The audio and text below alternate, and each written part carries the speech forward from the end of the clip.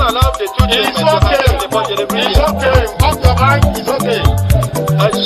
Off your mind. Like me. Chai!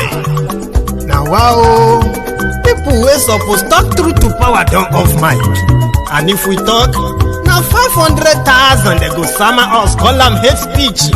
But fear not, Maiyegun don't come. Ingo torchlight every corner, nooks and cranny of all these bad people where they spoil our country.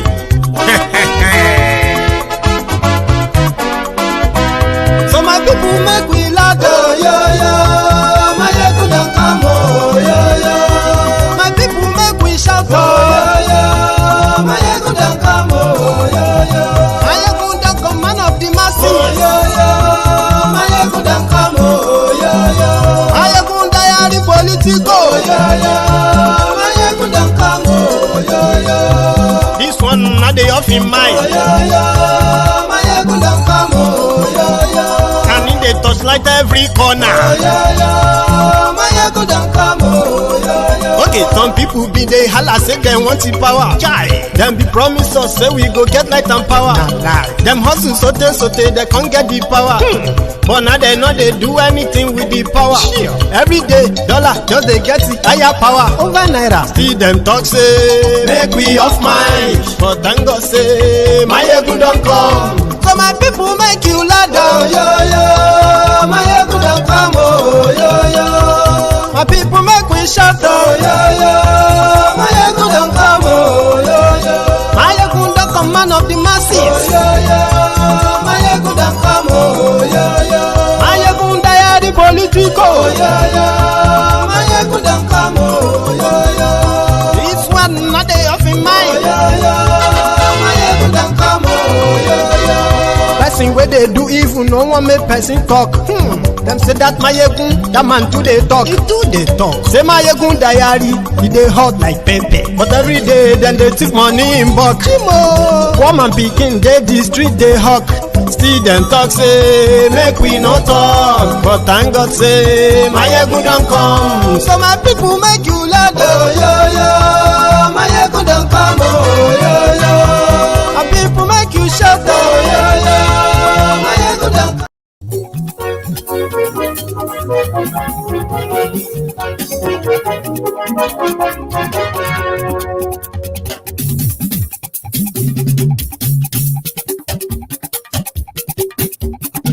Maiyegun làwa mọ̀ làmọ̀ tó dòdòdò. Maiyegun diary, Maiyegun number one. Hello there. Maiyegun làwa mọ̀ làmọ̀ tó dòdòdò. Maiyegun diary, Maiyegun number one. Maiyegun ti dé o, ọ̀rẹ́ ara yìí. Maiyegun diary, Maiyegun number one. Lórí Facebook, lórí YouTube. Maiyegun diary, Maiyegun number one. Good morning to you, good afternoon to you, and good evening to you from wherever you are watching from. This is Maiyegun Live. Bó bá ṣe àní Maiyegun máa wí. Maiyegun diary, Maiyegun number one. Ó sì tún ṣe eré wàá gbọ́ níbẹ̀ o. Maiyegun diary, Maiyegun number one. Maiyegun diary Politico. Maiyegun diary, Maiyegun number one. Godfatherism kò sí lọ́rọ̀ Maiyegun. Maiyegun diary. Thank you so much for joining me. I have been dealing with a lot of, new add-ons to my equipment and all that, right? So some of them have been kind of giving me some little headaches. So sorry that we are starting late again, but I will make it up to you. I will make it worth your wait. So share this broadcast. Invite your friends. Invite your not so friendly friends and tell them that Maiyegun today. Maiyegun ti dé. Ọ̀jẹ̀lú ẹ̀ súnra jù. Maiyegun ti dé. Àní ẹ̀ súnra jù. Maiyegun ti dé. Lórí Facebook. Arewa de para. Northerner are paraing. Because they seems to have been sort of deceived. Kind of. However, ó ti bọ́ ságídí o. it don't turn to threats if them born and well. Make him move CBN operation to Lagos and see first. This is Lagos, I mean Nigeria and Lagos. Ndume lo sọ bẹ́ẹ̀. Ayé sora jù. Gómìnà kówó jẹ. Ayé sora jù. Ọlọ́pàá tí ń darí bá. Ayé sora jù. Aṣòfin tí ń rúfin òwò. Thank you. Read the caption of the broadcast. Read the description of the broadcast. Like it, share it. We are starting in a moment.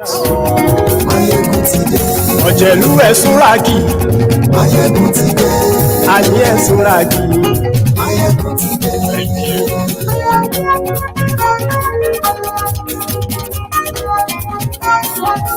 Maiyegun ti dé. Mo ti dé. So, good morning to you once again. Good afternoon to you. And good evening to you from wherever you are watching from.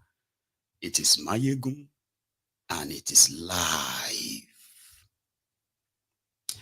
Yesterday, I brought to you the first public outbursts from the circle of Arewas.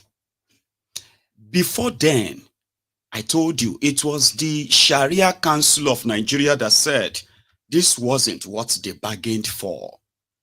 The Muslim ticket that they did everything in their words, so in order to make Tinubu their president.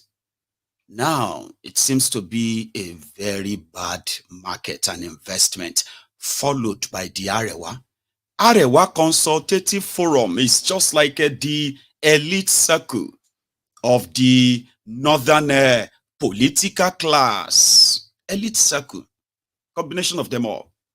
You know, the real beneficiaries of the quota system.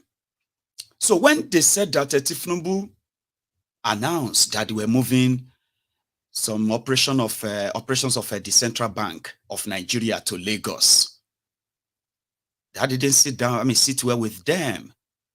According to them, in case if you have not been following, they suspect that Tinubu is working towards breaking up of Nigeria. But it's not telling them. But before that, he wanted to take back some of the institutions at the central of Nigeria back to the western part of Nigeria before they will now say, okay, let us restructure Nigeria or something like that. So they are suspecting him that he was up to something. And when this man spoke yesterday, I'm going to replay that so that can bring you up to date before I take you to Ndume's part. According to him, moving this part of operations of these major institutions to Lagos is just the tip of the iceberg. And being the tip of the iceberg means this is just the beginning. And to them in northern Nigeria, that is unacceptable. Fellow Nigerians, this is just the beginning. First step of Tinubu, the CBN is just the start. There will be more, and they are worried, they are scared, and they said it is going to threaten the unity of Nigeria. So, remember, Sharia Council, then the Arewa Consultative Forum, where Dalatu, their BOT member or chairman, said this yesterday. Just let's flash back a minute. A traditional title. All right, talk to us about the ACF's problems and with the Tinubu administration on these issues, which has made a lot of people within this apex organization in the north to actually voice their concerns, including the ACF pushing out a statement that the Tinubu government should have a rethink over the policies. Thank you very much. Well, to understand the position of the Arewa Consultative Forum and I believe majority of Northerners now, is to first of all go into a little bit of history so that people will now be able to understand why Ariwa is feeling a bit apprehensive.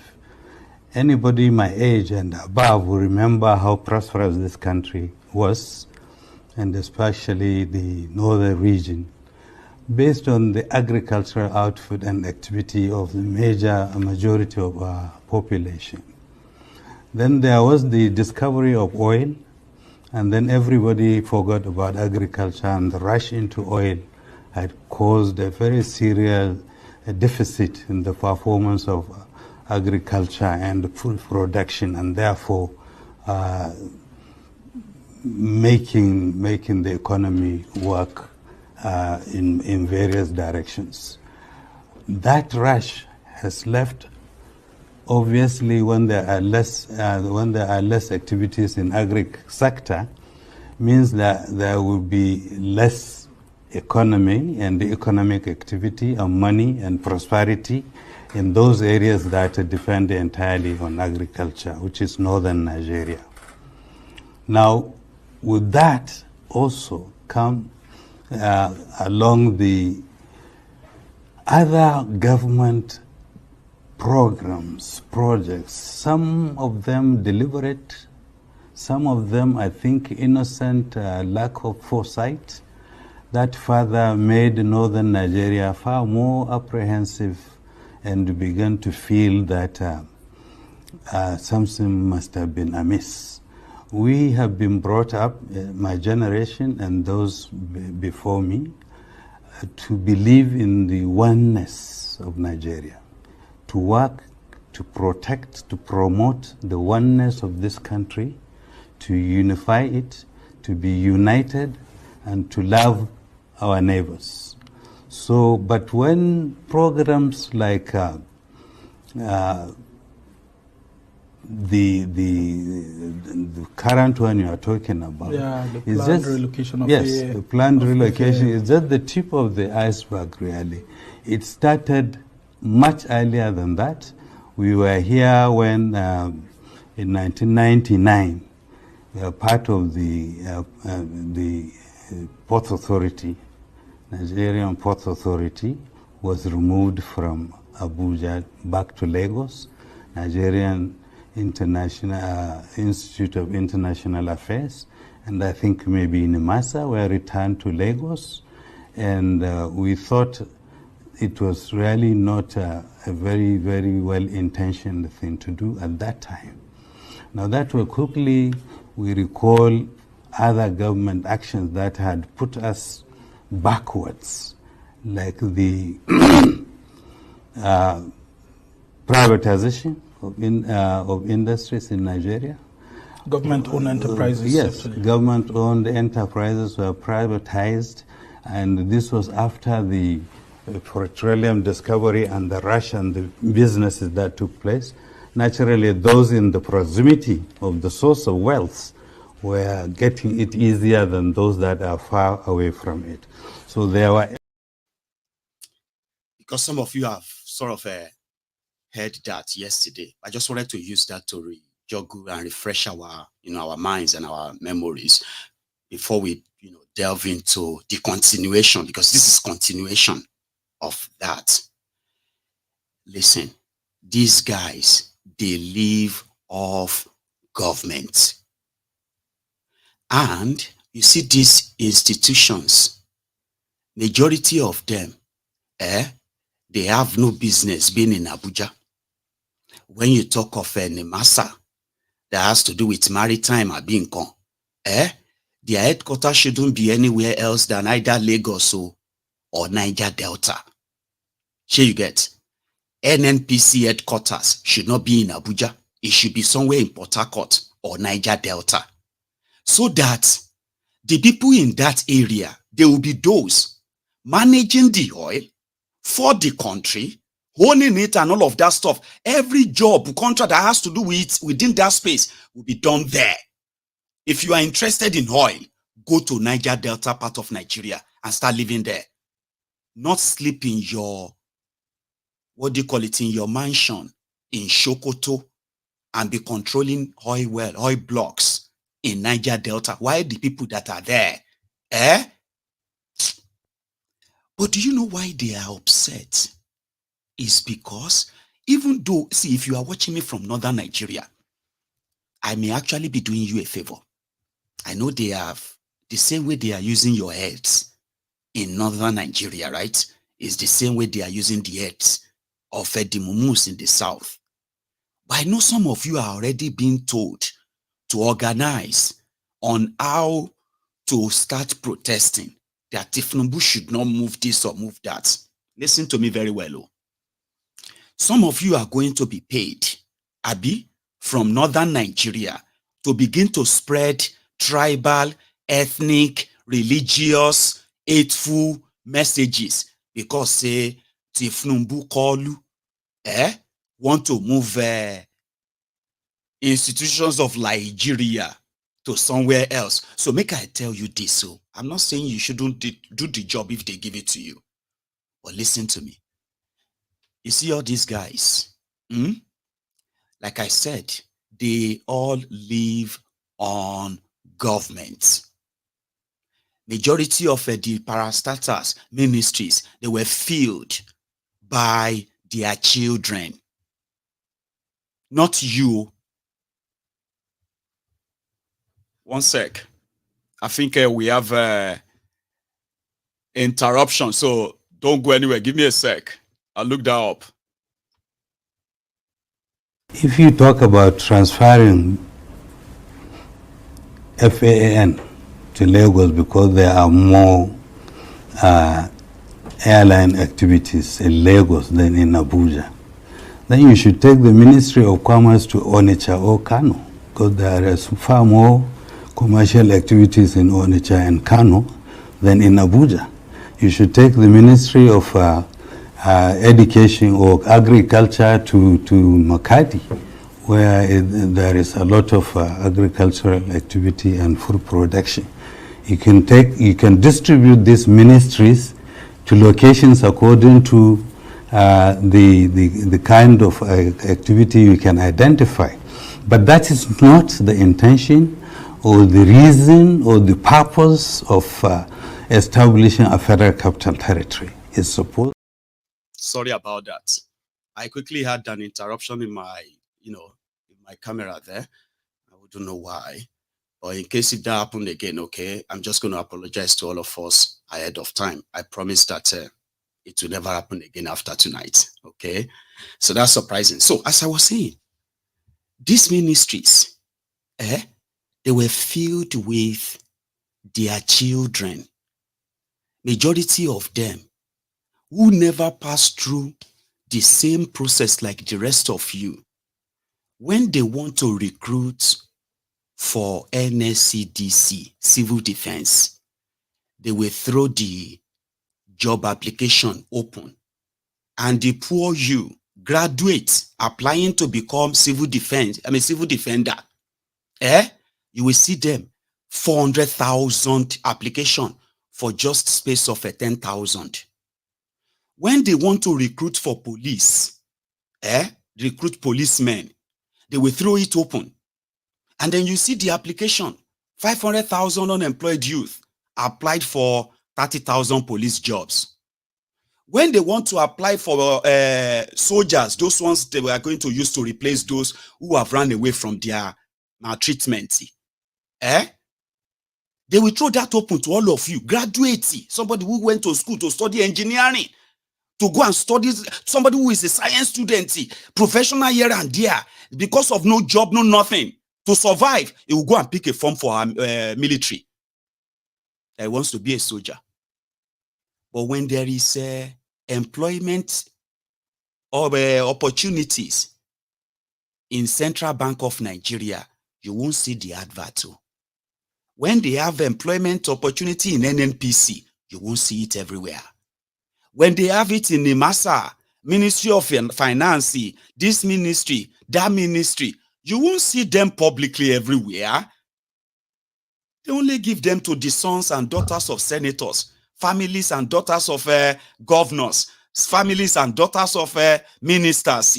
and all of these elderly men and women from northern Nigeria, from southern Nigeria. So before you collect that 20,000 naira to begin to spread hatred, Yorubas are this, Igbos are that, Hausas are that, all because of this central bank nonsense. Remember, if they are seeing job opportunities on the road, it is not one of those that you can stumble on because you are the most brilliant students, the best graduating students. No. It's not for you. It's for their children schooling abroad. What do you call it? My screen off again. If you talk about transferring FAAN to Lagos because there are more airline activities in Lagos than in Abuja, then you should take the Ministry of Commerce to Onitsha or Kano, because there is far more commercial activities in Onitsha and Kano than in Abuja. You should take the Ministry of Education or Agriculture to Makati, where there is a lot of agricultural activity and food production. You can distribute these ministries to locations according to the kind of activity you can identify. But that is not the intention or the reason or the purpose of establishing a federal capital territory. It's supposed to be in itself a symbol of unity, a symbol of togetherness of this country. The moment you start dismembering ministries back to Lagos, first you are establishing a precedence, which means next government it comes on and it doesn't happen to come from the south, will now return them or transfer others from Lagos back to Abuja, and it will or maybe Kaduna also. Or Kaduna or Sokoto or Calabar or things like that. So the intention really is to make institutions symbolic of our unity, symbolic of the purpose of this country, and not to give reasons. If you say congestion, when you mention congestion in relation to cities, anybody you talk about congestion will first think of Lagos before he thinks. But well, the CBN is saying that it's building, the CBN headquarters here is supposed to actually house 3,000 employees, but it has over 4,000.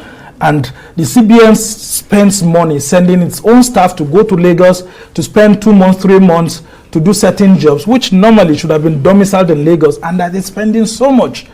So, for effectiveness, the CBN is saying that it wants to decongest its headquarters. And people are wondering, why is the ACF or why are northerners or northern leaders or elites actually having a problem with that? First of all, the CBN building and the staff must have been in Abuja for nearly 30 years now. Yes. And we never heard about this until suddenly it came up. That's one. Two, we know that in Lagos, the banking supervision department is very strong in Lagos already. It never moved to Abuja. So it could. Anyway, once again, I apologize. I think my camera was doing sort of an internal overheating. So I'm sorry and I apologize about that. But I actually wanted you to hear that too. Okay. So like I said, or as I was saying, it's their children that occupies those places. And most of the time, it is their own source of survival. People like this, they have their children everywhere. And if they move all of these things away, he said, it brings back the experience of when Obasanjo did the same thing in 1999, after 1999. So that automatically did not give them the regular quota system job that naturally is theirs. It's just like, you know what I mean? Easy peasy. So moving them away would deny them the opportunity. And what is that opportunity? He said prosperity. Prosperity is not for everybody. It's for them and their children schooling abroad. The same children they use stolen money to send abroad. So maybe you should understand that before you take any money to begin to spread hatred, begin to spread the other things that they have told you to begin to share. Okay? I never for once thought it was going to get to a stage where they would threaten Tinubu. And as it is now, what they believe, what these guys seems to be telling themselves now is that Tinubu is surrounded by people who are mostly Lagosians. The people is always been with in Southwest. And they kind of believe that these guys are mistaking Nigeria for Lagos. So Nigeria is not Lagos. So it is Lagos that is inside Nigeria. Or the only threat, because we've wasted enough time this evening, okay? I'm going to take you straight to Ndume. Then we'll take it on from there, right? Let's go. Ndume, oh yeah. I'm supporting that. Senator, let me take you away quickly from issue of security, but we are hearing some reactions coming from the upper part of the country in respect of the decision of the CBN to relocate some units and departments into Lagos. Under the Aviation Ministry, the FAAN also is also thinking of doing the same thing. But it does look like some northern elites are not happy with it. Is there a consensus about this notion? Yes, it's not only about northern colleagues. This is a consensus because we only have one federal capital, and that is Abuja. All these Lagos boys that are thinking that Lagos is Nigeria are just misinforming or advising the president wrongly. The regulators of the financial institutions are supposed to be or are in Abuja. Do you want them to move back to where, because you say Lagos is the commercial capital? This is one of the mistakes, and I'm sure Mr. President will reverse it because it doesn't work. You can't have two capitals. Is the CBN governor going to be operating from Lagos and the headquarters of the CBN is in Lagos? Or do you now say that because majority of our oil is extracted from South-South, you take NNPC to South-South? Or is it because Nigeria's agricultural district is more in the north, you take Ministry of Agric to anywhere in the north? It doesn't work that way. And that is one of the problems that is cropping up. But I'm very sure, I'm very confident that Mr. President will look at this because he's a nationalist, not just a Lagos man. Some of these people think that, I'll repeat, some of them think that Lagos is Nigeria. Lagos is not Nigeria. Lagos is not the headquarters of Nigeria. The headquarters of Nigeria is in Abuja. It's not about North. But they have explained that this is for operational purposes. This is for operational purposes. Which is operational purpose? Why was the headquarters moved from Lagos to Abuja? Is it not because of the congestion they are talking about? It's not the whole of the CBN that is going to be moved, Senator. I'm just asking. The whole of the CBN is not, according to the CBN, it's just some units or department are going to be relocated to their Lagos office. They do have a Lagos office. No. That doesn't work. If you have to do that, if you are talking about proximity and space, why don't you take them to Nasarawa there, or take them to Kogi, or take them to Kaduna, just nearby, so that you decongest the place? And I even don't see any issue of congestion. There is just going to be increase in cost because they will be running from Lagos to Abuja every time, spending more money. You end up spending more money, or exposing even the workers to unnecessary risk. This is a decision that is not well thought out, and I think the president will reverse it. I'm confident of that. And if that does not happen, of course, this is democracy. We'll know what to do. And what would that be? That is when the president refuses to do that. What would be the reaction? The reaction, of course, is that right now the reaction is we don't try to bring the issue of tribalism into it. I'm not a Hausa man and I'm not a Fulani man, but I'm a northerner and I'm a Nigerian first. And we say that since the headquarters of Nigeria was removed from Lagos because of congestion and because of inefficiency to Abuja, where it's most central and more of no man's land, because the Gwaris and the Bagis are the Gondora people are the only place. We have enough space there. CBN has offices that they can rent or build from their own to increase efficiency. But moving some departments to Lagos is not the best of ideas at all. or moving any agency on that matter. Do you think that this has some political undertone, or it had some other ulterior motive? Do you think? No. I don't want to believe that, because I know the president that much. It's just that those political cartels that I told you that are in the corridors of power are trying to misinform the president. And we'll tell the president. The president will take action. He's someone that listens and corrects anything. I'm sure he will do that. Because there is no any efficiency in it. They don't think, I mean, some of them think that they know better than everybody. They don't know anything. When you don't know Nigeria, you only know Lagos. Then you start doing things as if Nigeria is Lagos. No, Lagos is in Nigeria. Senator Ali Ndume. That's a wrong decision. Thank you so much indeed. We will not accept it. Yeah. Always a pleasure as always having you. And besides, they are not doing any favor to Mr. President, because this will have political consequence. Really? Yes. I'm telling you this. All right. We'll see how that goes. Thank you so much. These guys who are just sitting down there trying to hang on to Mr. President will not be there to amend the political mistakes or even to correct it, because they don't know anybody. They only know their offices, and they only know that they have brains. They think some of us that it's politics. Was it not politics that brought them into that office in the first place? If Tinubu had not won the election as the president, will the central bank governor be central bank governor? Senator Ali Ndume, thank you so much. To that office. Yeah. Thank you so much. Mr. President to that office? Yeah. Was it vote from Lagos? Yeah, we're out of time tonight. Thank you so much, Senator Ali Ndume. Okay. I appreciate your time tonight. Right. A pleasure having you. I'm supporting that. Senator, let me take you away. Did you hear that? Do you remember when I said that, hey, sorry, hang on, no. Yeah, I hope my audio is still perfect, by the way, before I kind of continue firing, right? Please let me know if the audio and every other thing is still perfect. All right, I'll continue. Okay. Thanks very much.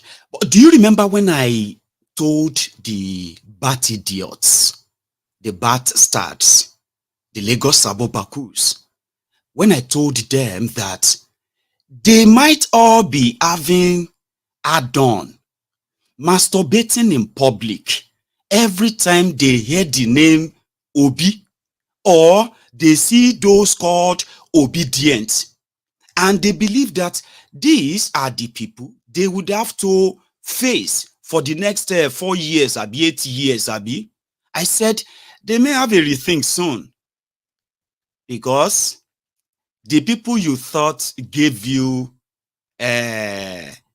what do you call it, gave you the mandate, the mandate, those who validated the rigging that made you feel like the northern Nigeria supported Tinubu, right now they are threatening him. And a lot of you will begin to kind of respond now.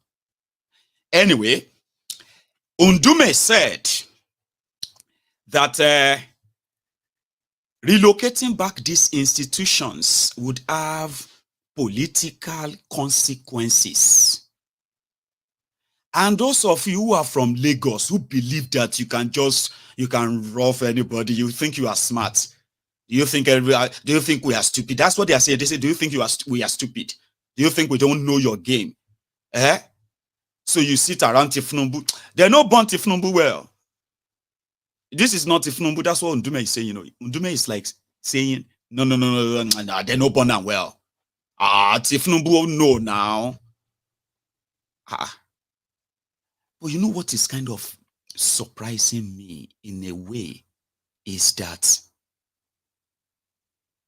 I don't know if you have observed, though, or maybe it's just me. Have you noticed that these people, this northern elite, as they call the northern dealers, they are more concerned about what Tinubu is not giving them. And they are complaining, right? Than they are complaining about the terrorism that has crippled Nigeria to this point. I don't know if it's just me, Sha. And it can't just be me. Relocation of central bank operation.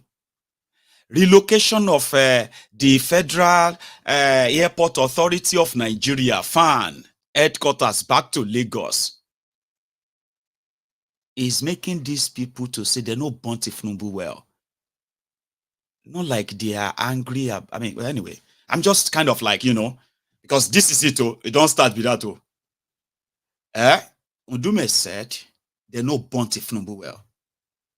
All of you Lagos boys who think you can is referring to Cardoso Central Bank, referring to Bajabia Mule, and the rest of all those guys. So they can tell. They can tell that this is Yoruba Lokan and all these guys. Lagos Lokan. It's not even Yoruba. Lagos Lokan. And some of these guys like Ndume and Co. Well, there will be those to watch out or to look out for. So the Lagos boys have now responded. Don't play dirty politics with Tinubu's move. That's the response. Tinubu's response is that do not play your dirty politics with Tinubu's move. Nothing is going to change it. You don't do. If you don't like it, when it gets to your turn, return them back to Sokoto or return them back to Kano. Lagos boys. And after that, Tinubu left Niger. But before he left, Anthony Blinken, the United States of America Secretary of State, is in Nigeria. I don't know if he's still there, but he got to Nigeria last night. And it is in what they call this multi-country tour to some few other countries. So he's stopping over in Nigeria. America used their power to ensure that Tinubu's records were not released on time, and when they were released, they were redacted. America publicly associating with a retired, and say no retired, but they say a retired drug lord, certificate forger, election rigger, somebody that actually destroyed the institution of democracy. America is associating with it is America. So Blinken is in Nigeria saying that it is all in effort to make sure that they bring Nigeria back to democracy, as well as there are so many American countries interested in investing in Nigeria. Blinken, give us one name. Give us one American company name that told you they are desperate to invest in Nigeria. But you know something? They are all politicians, Abi. Blinken is not there because of Nigeria, this or that. All right? And for those who might have an idea why he's there. So yesterday evening, he arrived in Nigeria.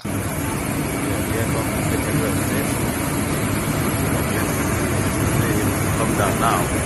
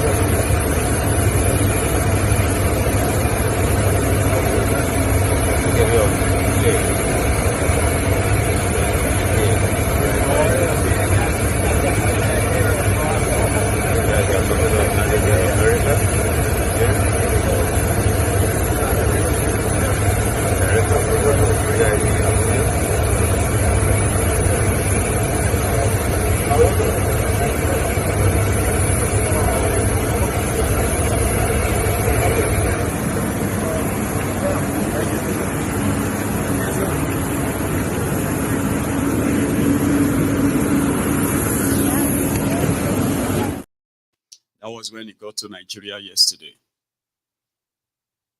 His visit is not to benefit Nigeria. I mean, like, save for the photo ops and all of that stuff that you see all the time. It's just like, you know, it's like the time when Sheyi Makinde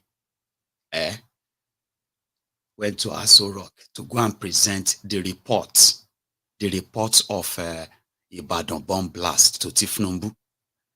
How many of you remember when Sanwo-Iku also went to present the NSAS report and the damages in Lagos to Bokuwari? Did you hear anything after that? Tinubu is in Abuja, and all these tragedies are happening. Nigerians are being slaughtered left, right, and center, front and back. But they still have to take report to him to say, Mr. President, this is the houses. You see this picture. How many of you remember that time, that NSAS time, when Sanwo-Iku was pointing to pictures of places for Bokuwari? So what happened after that? Nothing. People have been killed in Mangu. Properties have been destroyed. Before then, Plateau State have not really known any real peace. In the hand of Islamic militias, Islamic terrorists, Fulani jihadists. So, Tinubu left Nigeria, but before he left, rather, they brought Blinken into the old rock, where he met with Kolu. I think I have that. I do.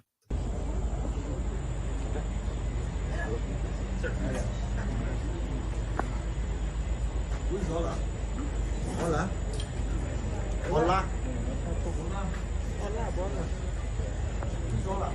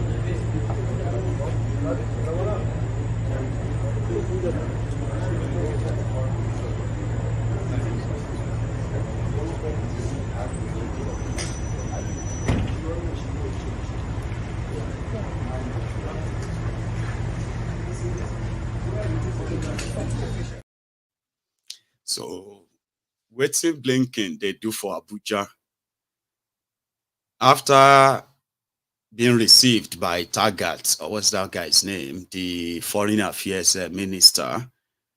So they met with Kolu briefly, and Blinken and Tagat now spoke to the press.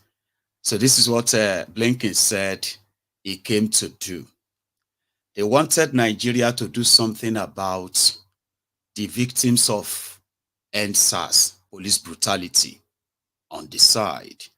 They wanted Nigeria to bring Mali to democracy. They say if Kolu passed that place, Omado Kulele Jantani, they no born wells go cross the side anyway. So, however, they came to come and seek his further support to make sure they bring Mali back after all failed attempts. America will continue to support Nigeria in the fight against terror. And that is why the American Secretary of State is visiting some countries in this Sahel. America said they supported Tinubu economic policies because even though the policies are a little bit hard now, America believed that they are going to work for Nigeria, blah, blah, blah. Blinken, Tom Blinken. I want weary. I wanted to hear from him so that you will probably like Kilo Shembi, Dr. Agbede, the people that you told that Tinubu to report to FBI. Now, person where they pay them, okay, anyway, it's different. Blinken, ladies and gentlemen. And for me, it's great to be back in Nigeria. I mentioned to the president, actually, this is my third visit as Secretary of State, because one of the very first things I did as Secretary was to visit Nigeria virtually. Remember the days when we weren't traveling because of COVID, but one of the first things that we did do was organize a virtual visit here to Nigeria. Then I came here the following year, and it's very good to be back here today. At the UN General Assembly just this past September, President Tinubu said, and I quote, "Africa is nothing less than the key to the world's future." I'm here in Nigeria at President Biden's behest, and earlier this week we were in Cabo Verde, in Cote d'Ivoire, and we'll be going on to Angola because we share that conviction. Africa has shaped our past, it is shaping the present, it will shape our future. The United States is committed to strengthening genuine partnerships on the continent to work to solve shared challenges and also to deliver on the promise and the fundamental aspirations of our peoples. Nigeria, as Africa's largest country, largest economy, largest democracy, is essential to that effort. And we are doing a lot of work together already to drive in a positive direction. We're driving climate action as partners in the Global Methane Coalition. We're pushing for permanent representation for African voices in the UN Security Council, in other international organizations that need to reflect the realities of today, not just the day that they were created many, many years ago. We're working and collaborating to support the development and use of artificial intelligence for good with 30 other Atlantic countries. We're driving blue economic development, environmental protection, science and technology exchange through a new partnership for Atlantic cooperation. Today, as the Foreign Minister mentioned, with President Tinubu, with the Foreign Minister and other colleagues, we spoke about a range of common priorities, including our focus on accelerating economic growth and opportunity here in Nigeria. This is a place of extraordinary innovation, extraordinary dynamism. I've had the opportunity to visit many times over the years. I've seen that each and every time, and I expect to see more of that in Lagos tomorrow. American entrepreneurs, American companies are eager to partner with and invest in Nigeria's economy, particularly in the tech sector. We have tech giants that are teamed up with Nigerian partners to help meet President Tinubu's 1 million digital jobs initiative. Other companies are hard at work laying undersea cables, using satellite technology to expand access to the internet. Our tech incubators are fostering Nigeria's next startups. Our venture capital companies are working to finance them. So we want to work in partnership to help drive Nigeria's technological revolution, which is creating jobs, it's growing businesses, and it's spurring innovations in both of our countries. Because one of the things we've learned from these partnerships is that it benefits us as much as any place or any company that we're investing in. We're learning a lot from it, we're getting a lot from it. And one of the initiatives that President Biden laid out, the Digital Transformation with Africa initiative, we see as particularly energized, and it's a particular area of focus for us. Now, Nigeria offers real, clear, compelling opportunities for investors. At the same time, I think it's no secret that there remain some long-term challenges that need to be overcome to really unlock the full potential. Tackling corruption, making it easier for foreign companies to repatriate capital, these will all pull in a transformative direction and pull in transformative investment. I know that President Tinubu is focused on these challenges, and we also welcome his very bold economic reforms to unify the currency and fuel subsidies. We also recognize that in the short term, these reforms have created pain for vulnerable communities. I spoke about some ways that the United States can support Nigerians while the government carries out these essential reforms and works to protect those who may, again, in the short term, be negatively affected. We also discussed our very consequential work on public health, something that the Minister mentioned. One of the things I must say as an American I'm proudest of is PEPFAR, initiated by President Bush carried on by successive presidents of both parties. Over the last 20 years, PEPFAR has saved well over 20 million lives and changed for the better many more. Over the last 20 years, we've invested $8.3 billion in HIV and tech tuberculosis. Nuisance leleyi. Nuisance leleyi. Nuisance leleyi. Is it just me? Or did you notice as well that he did not believe Jack in what he is saying himself? It was more or less like a prepared speech. Just read it to them, okay? Please, Mr. Blinken, do you have a speech? Oh, yeah, I do. I mean, no, I don't have any speech. Or we can prepare one for you.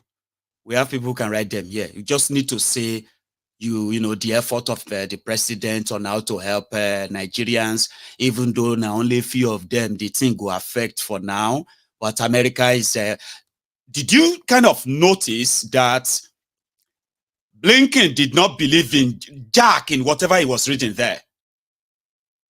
American companies, giant technological companies in America. Papa, give me the names of the giant tech companies in America that you have now seen in Nigeria, mingling with Nigeria right now.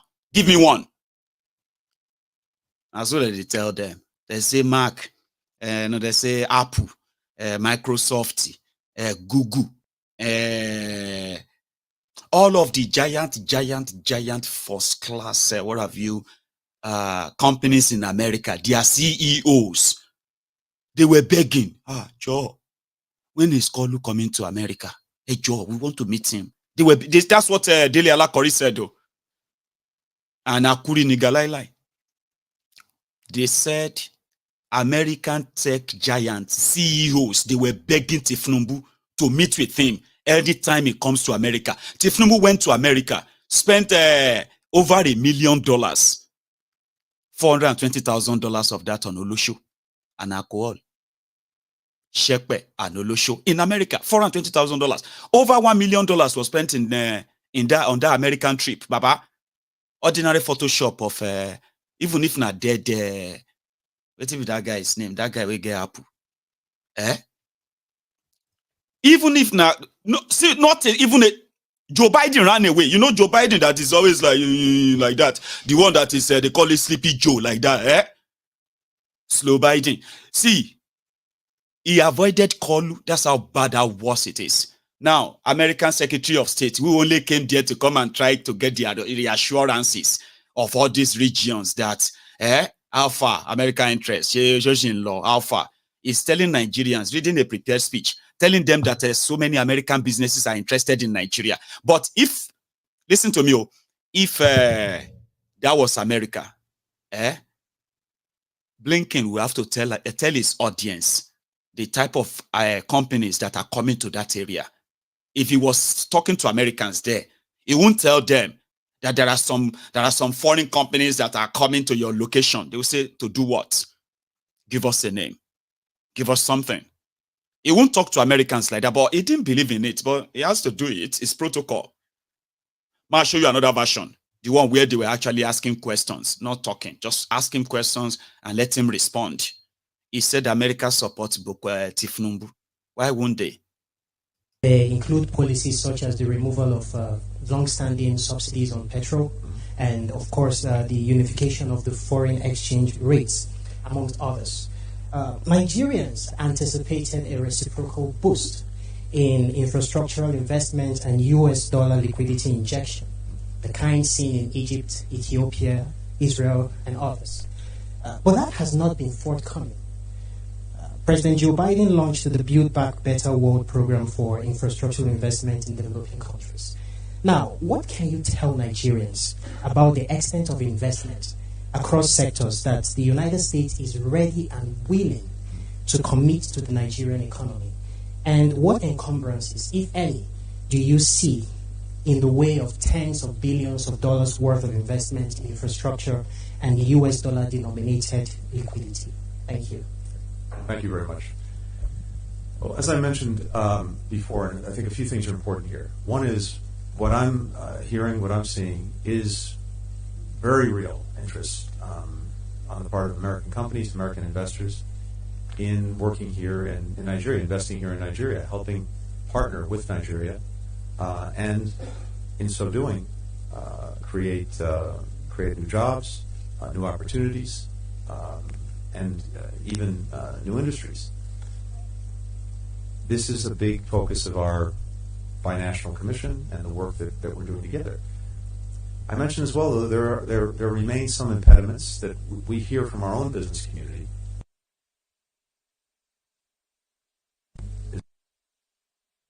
Is the repatriation of capital. This is important. I know the central bank governor is working on that. And second is the ongoing effort to combat corruption, because companies that come in and invest want to make sure that they're going to be investing with a fair and level playing field. And corruption, of course, is a big impediment to that. Having said all of that, look, I do think we're seeing real movement. When we had the Africa Leaders Summit, hosted by President Biden, one of the commitments we made was to generate an additional $55 billion in private sector investment in Africa over the next 3 years. Well, here we are 1 year after the summit, and we are 40% of the way to achieving that goal. By 2 years out after the summit, based on the trajectory we're on now, we'll be at 70% of that goal, and we will achieve the goal in the 3 years as President Biden set out. That's just one, albeit an important manifestation, not only of our commitment to generating more private sector investment, but actually to doing it. And as President Tinubu and I had a chance to discuss this, I think there are responsibilities on all sides. One, as I mentioned, are the things that can be done here in Nigeria to create the best possible climate for investment.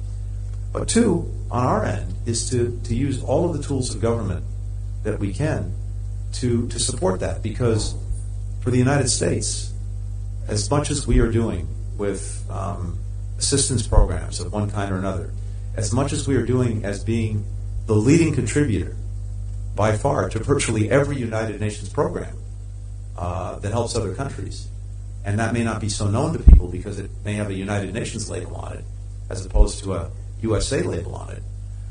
There is more that we can, and President Biden is doing, to help us generate private sector investment, which is really the comparative advantage that we bring. And that includes using some of the tools in our government that have not been used as effectively before to support the private sector in terms of risk investment, in terms of supporting in one way or another the investments with insurance, with participation. We have tools like the Development Finance Corporation. We will work with you to build a Nigeria that is not corrupt. I bring you a message of hope.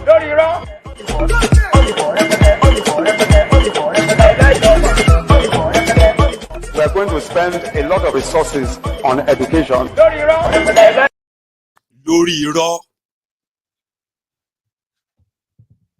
I heard that they are already using that as an achievement. The Agbado Mighty, Lagos Abobaku, Oshogbo Alimajiri, Enyi bad studies. Blinken's visit to the giant of Africa. America has a plan to invest $50 billion in 5 years. We have already achieved 40% of that. Oh, really? How much did Nigeria get from that 40% investment from America? Zero. Go and verify. Zero. American businesses are coming to Africa, and they are investing in Africa and Nigeria, and they say, where are they going in Africa? Not Nigeria. They are in fact leaving Nigeria. Blinken knows that. He knows. The last investment of America that is major, which they divested about 4 or 5 years ago, and finally they've packed it all up, is in oil sector in Nigeria. You know those who told you that Nigeria will never break because America will never allow it.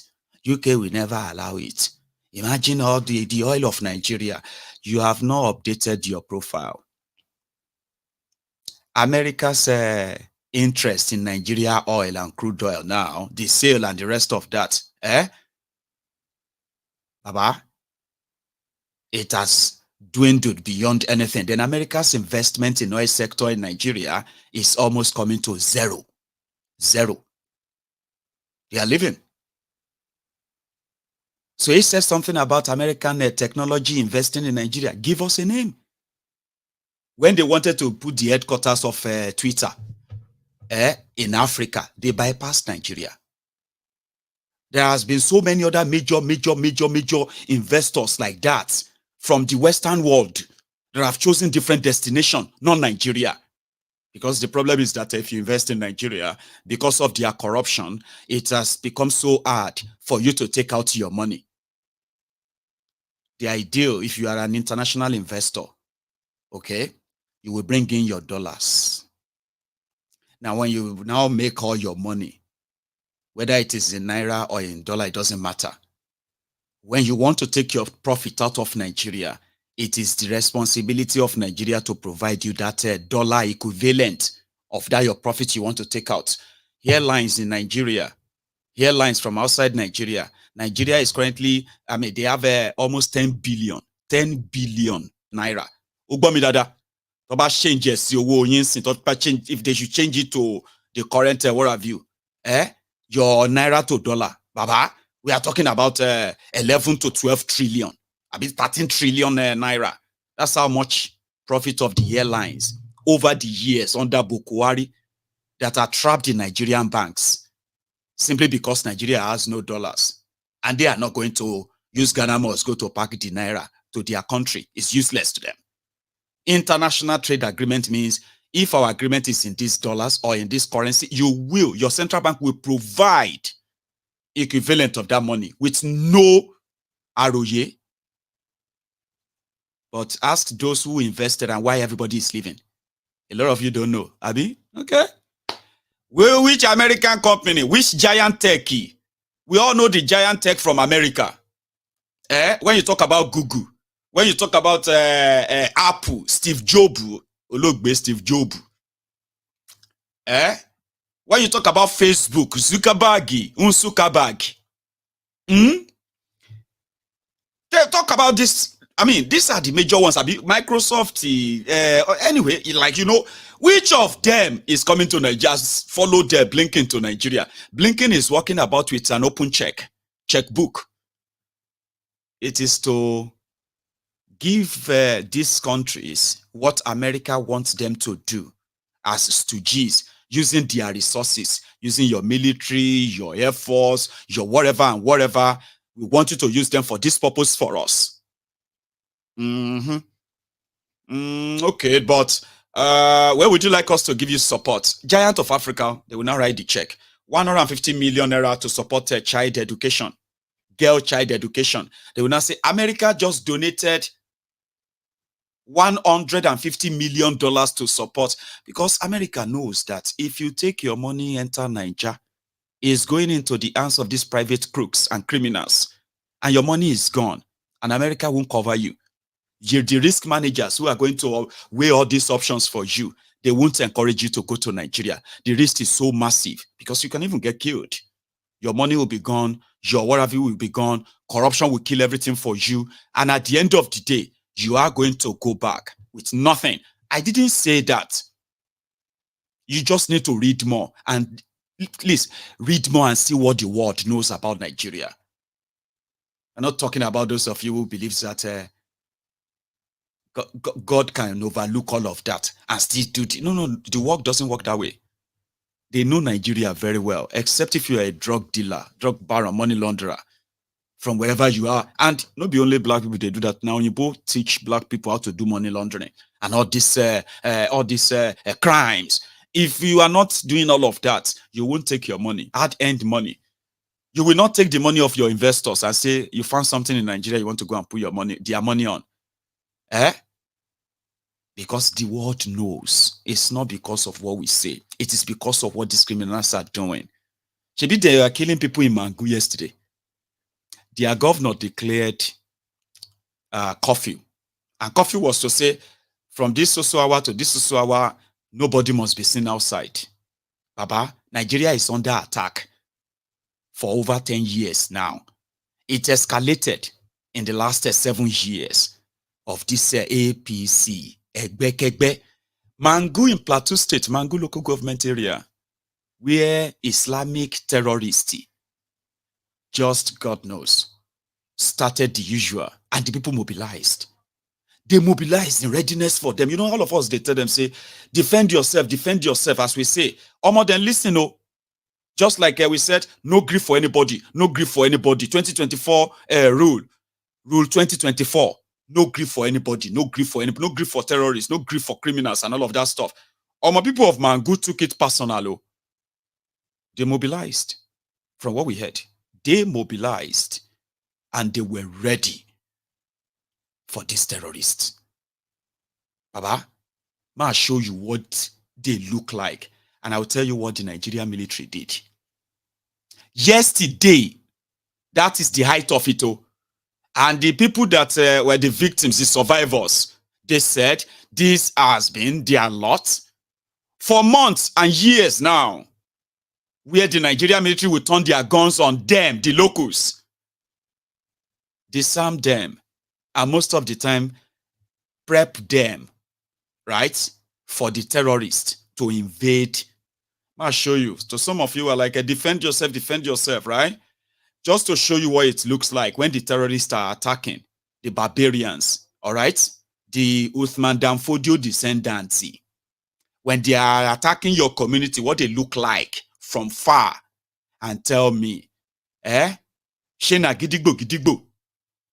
Abi, what are you going to use to defend yourself if you don't have the real, the real thing?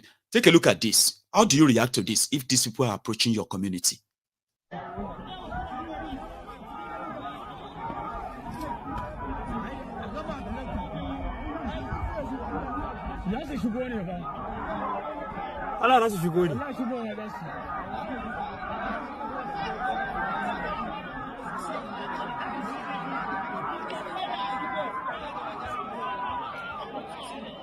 Akwai sojoji a wurin da aka kashe su. Sojojin suna harbin su ne? A inda za su gadin fara sa rabe su.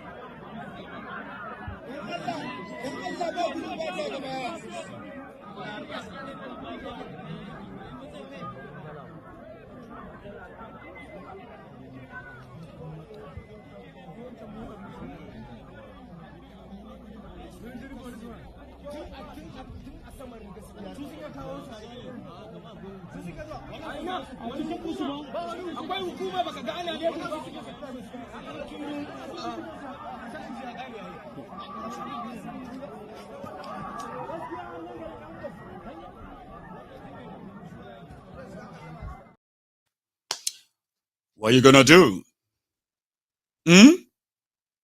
You'll be doing like that of Jackie Chan, and wait for them, since they have already disarmed you. You have no gun, you have no nothing. So you do like this and wait for them, like. And that is why they have to, like, they are barbarians. So what do? They attack the vulnerables, the weak, especially women, old men and women, children. And when you see the way they will match it and do all of that stuff, you'll be like, no way, these people are humans. It is impossible. And that's what happened in Mangu. Now, this is supposed to be what do you call it? The Christian Association of Nigeria chairman for that community or for that local government area. And I want you to kind of listen to him first, and I'll tell you what I also heard, which are almost in tandem with what this man had to say. Listen. I'm Kanchan Mangu local government. I'm here to report the situation in Mangu local government to the whole world to understand. What is happening in Mangu at this particular point in time? The military are the ones sending our people away to allow the militia to burn their houses. At this particular point in time, they have sent every Christian away from the new market, and thereby leaving the Muslim to go and burn their houses. They set the curfew. The curfew is restricted to only people within Mangu, within the Christian domain. But in the Muslim domain, they are free to move and do whatever they wanted to do. And not only that, the military has killed 3 of our young men, in which I know one is before my own church. They killed one yesterday. And I reported to the security. He said that it was a fake soldiers. At first he said I was lying. Until I proved to him beyond reasonable doubt. Then finally he said it was a fake soldier. I said no, it's not a fake soldier. It's a real soldier who killed him. So I said no, it's a soldier that killed him. Finally they made signal to the soldier and he disappeared from the scene. This thing go on and on. Now that I'm speaking to you, all of them are switched off their phone and they allow the place to be burned down and raised by the people. And this is what is going on even now that I'm speaking to you. People around in Gindri Junction, down from this side, Lahiri side, down there, their houses are now ablaze because the soldiers protected them and they allowed them to burn people's houses. They are not doing anything about it. So we in Mangu local government, as far as Christians are concerned, we don't want the military in Mangu local government. They should park at their load and go. We don't want them. We don't need them and we don't want them because the plan. They have been bought. They have been paid with the price to carry out their duty, what they are doing. So that reason I'm saying, and I'm calling the whole world to understand that this thing should stop, and people should come to our rescue to save us. If not, that is an evil plan for us to destroy Mangu local government, because the governor is from here, and we are not going to allow it. We are going to fight with less of the problem. They say they kill us all. The military should keep on killing us. We accept they should kill us, but we are not going to stop. We are going to penetrate. I will say personally, I organize the whole Christian in Mangu government. We are going to fight. We are not going to stop. And that is what I said. If this does not stop, we are going to call a meeting for pastors, and we are going to make an arrangement for that. Because that is enough is enough. We have tried all to make a peaceful living. We have cried and make cry, but the government is not listening. If they switch on their phone, where they should take our cry to? That's my plea. Thank you. And that is what you should do, sir. We are happy that you are telling us what you're going to do, but you don't really have to tell us. We just want to see you do it. Call yourselves, but how do you, let's be honest with ourselves, okay? Let's kind of try to be reasonable here, right? How do you fight 2 wars? Terrorists are coming to kill you. The military are stopping you from defending yourself. And if you overdo it, the military turn their guns on you. How do you win such war that is waged against you? How? One of the best way to win it is to tell the world, and they just did. Somebody said we should cut that part and make sure that we share it. It's already a viral video. I don't know if you have not seen it. It's already everywhere. And that's why you are saying it here too. Tell the world, bring evidence, record everything, show the world. And then go on and do what you have to do. The last time Lagbaja was there, he said this. That's the military, the chief of army staff, Lagbaja, when he was there, when he was last in Plateau State, he said this would never happen again. But you see? Sir? Good afternoon. Sir, the crisis on the plateau has prolonged for some time now. Should we say that what is happening on the plateau has overwhelmed the Nigerian army? The Nigerian army is not overwhelmed in any respect. Yes, the crisis on the plateau has been on for over 10 years. But the Nigerian army, including the other services and other security agencies, have been responding to this crisis. I also need to bring to the fore the fact that in combating any crisis, it's usually juggling what we call the 3 trinity in the military. That is the people, the government, and the military. So it's a careful balancing act. And so if the military is working very effectively and the people do not cooperate with the military, the results will be negative. And if the government do not. So I ask for the cooperation of all stakeholders in Plateau with the troops. Give them information, trust them, respect them. They will respond.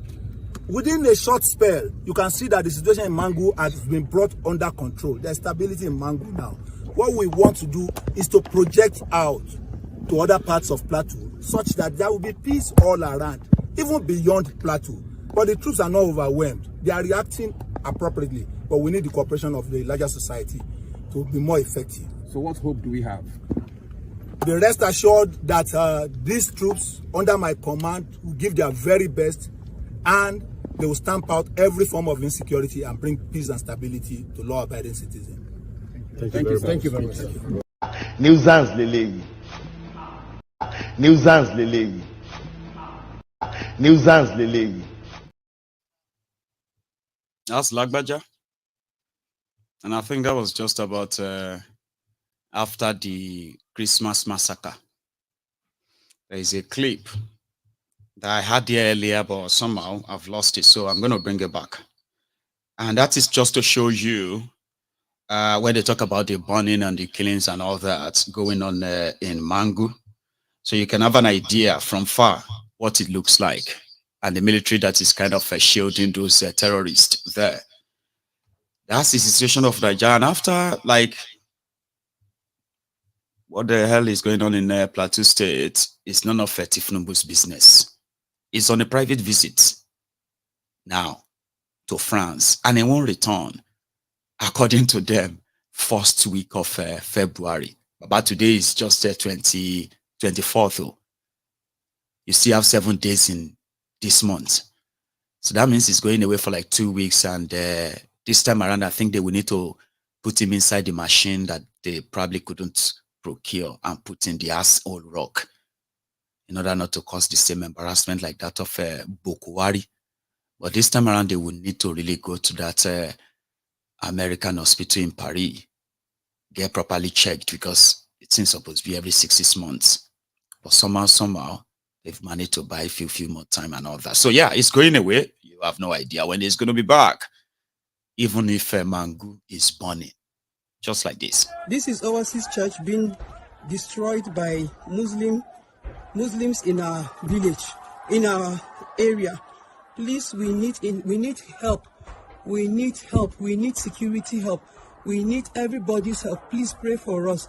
This is Oasis Church in Kwaslair, Mangu local government. The man that should normally help them as their president is on his way to Paris on a private visit. Ento makulu makunui, ento baku kolu adewa bayi is away.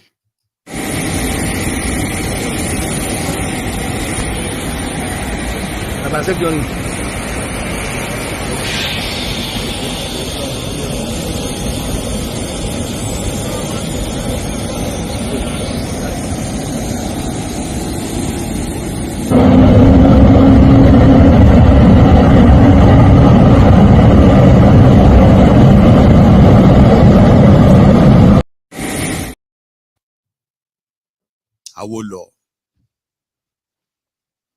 So, make all of una just try and stay alive. So when Kolu returns, it will meet the rest of you that are left. But there's a guy who petitioned him, talking about the killings of the former chief of army staff, Atahiru.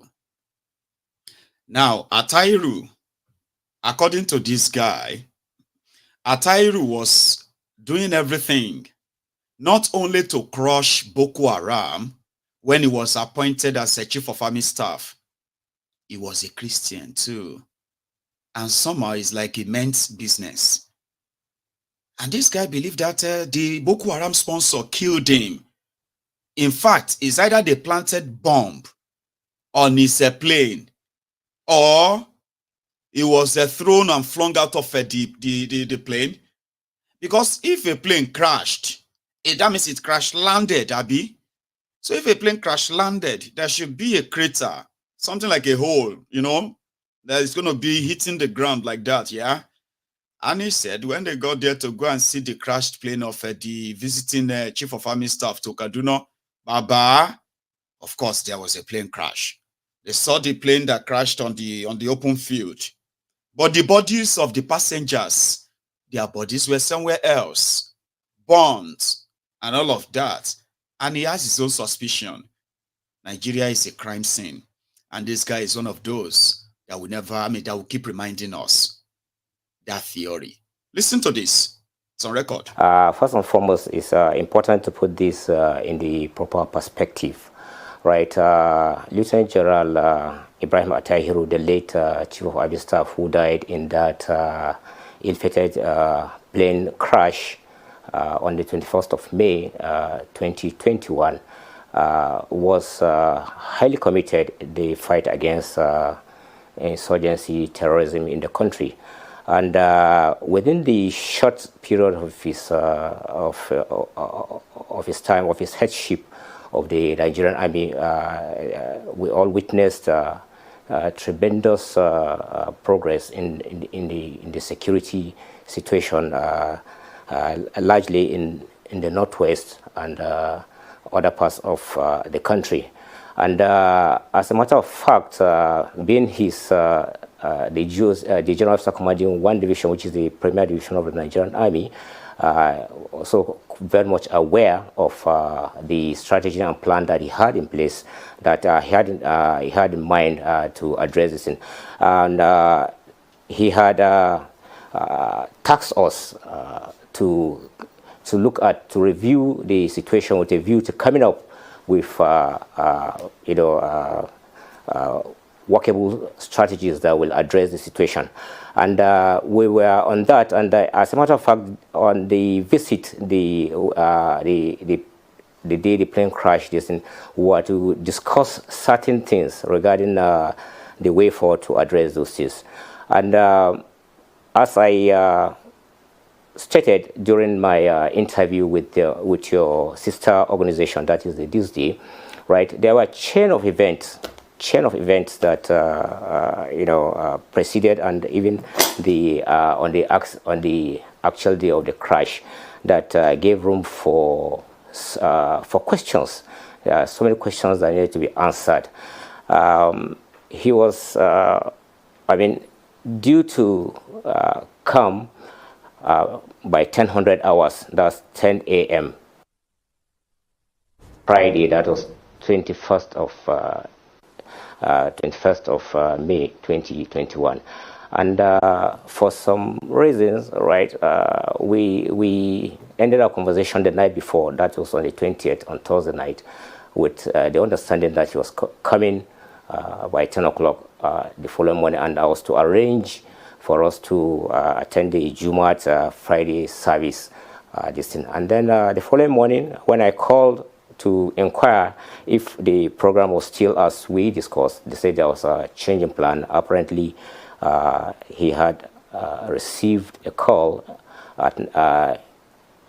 just before he went to bed that there was to be a meeting. I can't remember where precisely, but a meeting which he was to attend in passing.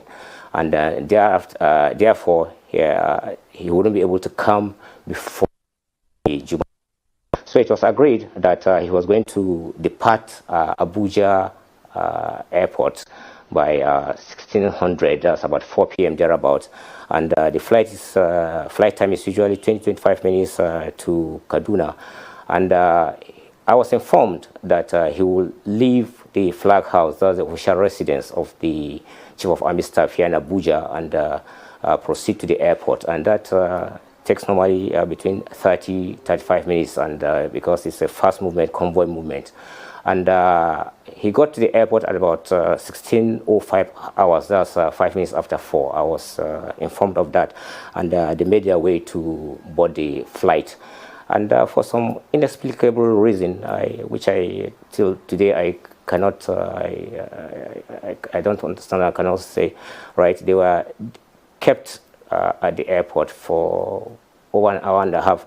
Meantime, back in Kaduna, we were waiting to receive him at the Nigerian Air Force base, which is at Kau, and the weather has started forming, and there was a weather warning that. Let's move that forward, okay? So let him tell us when they finally got there and they saw the body and they saw the they saw the crashed sites with the wreckage of the aircraft and the mangled bodies of the passengers, including that of the Chief of Army Staff. This was where he said he started raising concern and questions, which led to him being locked up for 64 days. And after that, he was retired from the military. The COS was killed already. The deed is done. They got another person to continue the job. And the terrorism continue. He believes that, one thing I just don't like about these people is that you are coming to tell us what you already know. Or you are telling us that the government should investigate. You already know. Tell us what you know. You are one of them. You are insider. You saw what happened. You have right information. The one that you are writing letter to Tinubu, come to the public. Go on Facebook. Tell us what you know. We will take your word for it. Mention the names of those involved. Even the investigation you were doing before he was killed. Mention it. In that letter he sent to Tinubu, he said, this guy was invited. His name is gone on my head anyway. So anyway, he was invited. The late COS was invited to the Aso Rock. Meanwhile, he was supposed to be on his way to Kaduna. Say it. If I may be a soldier now, and I know what's going on, and they decided to kill me, but somehow they don't come kill me. They can't free me. But I will tell everybody waiting I know now. What am I hiding again? What is the worst that can possibly happen?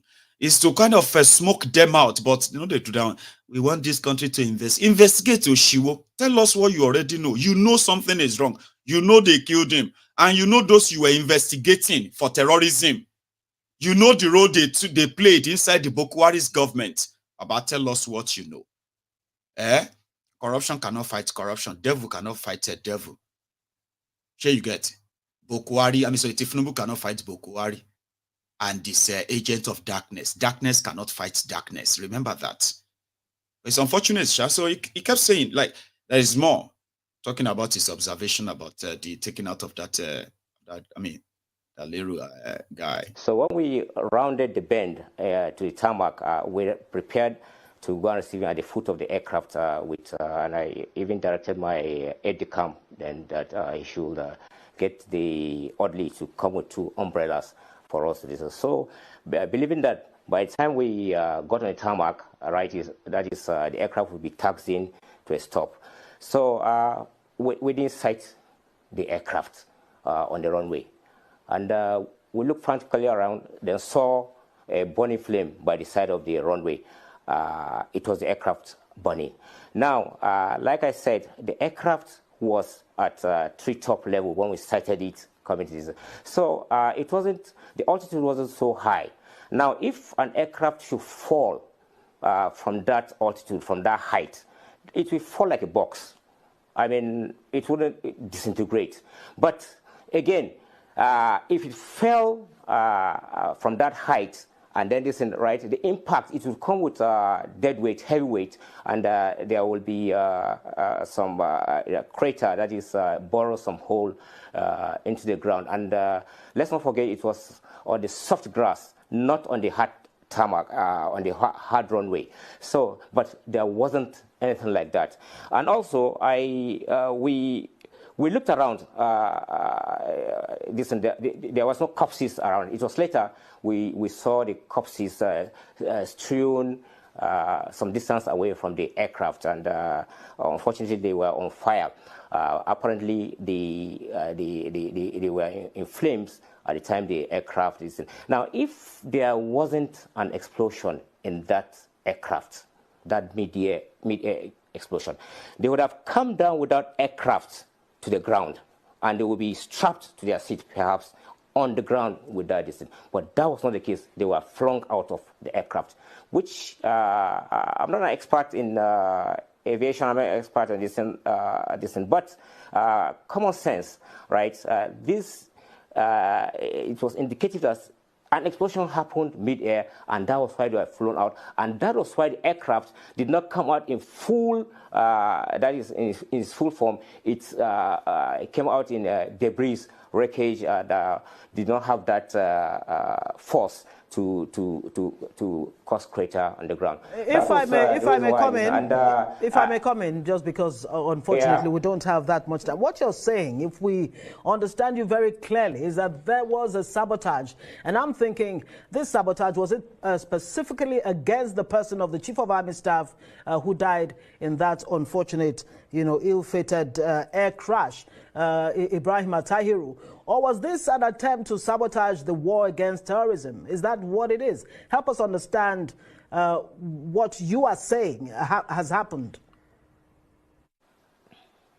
Well, to start with, the term sabotage or the word sabotage, I mean, that's not the term that I use and doesn't describe something, because this is the reason why we are calling on the President, His Excellency Ahmed Bola Tinubu, to set up a high-powered probe panel to look into the cause.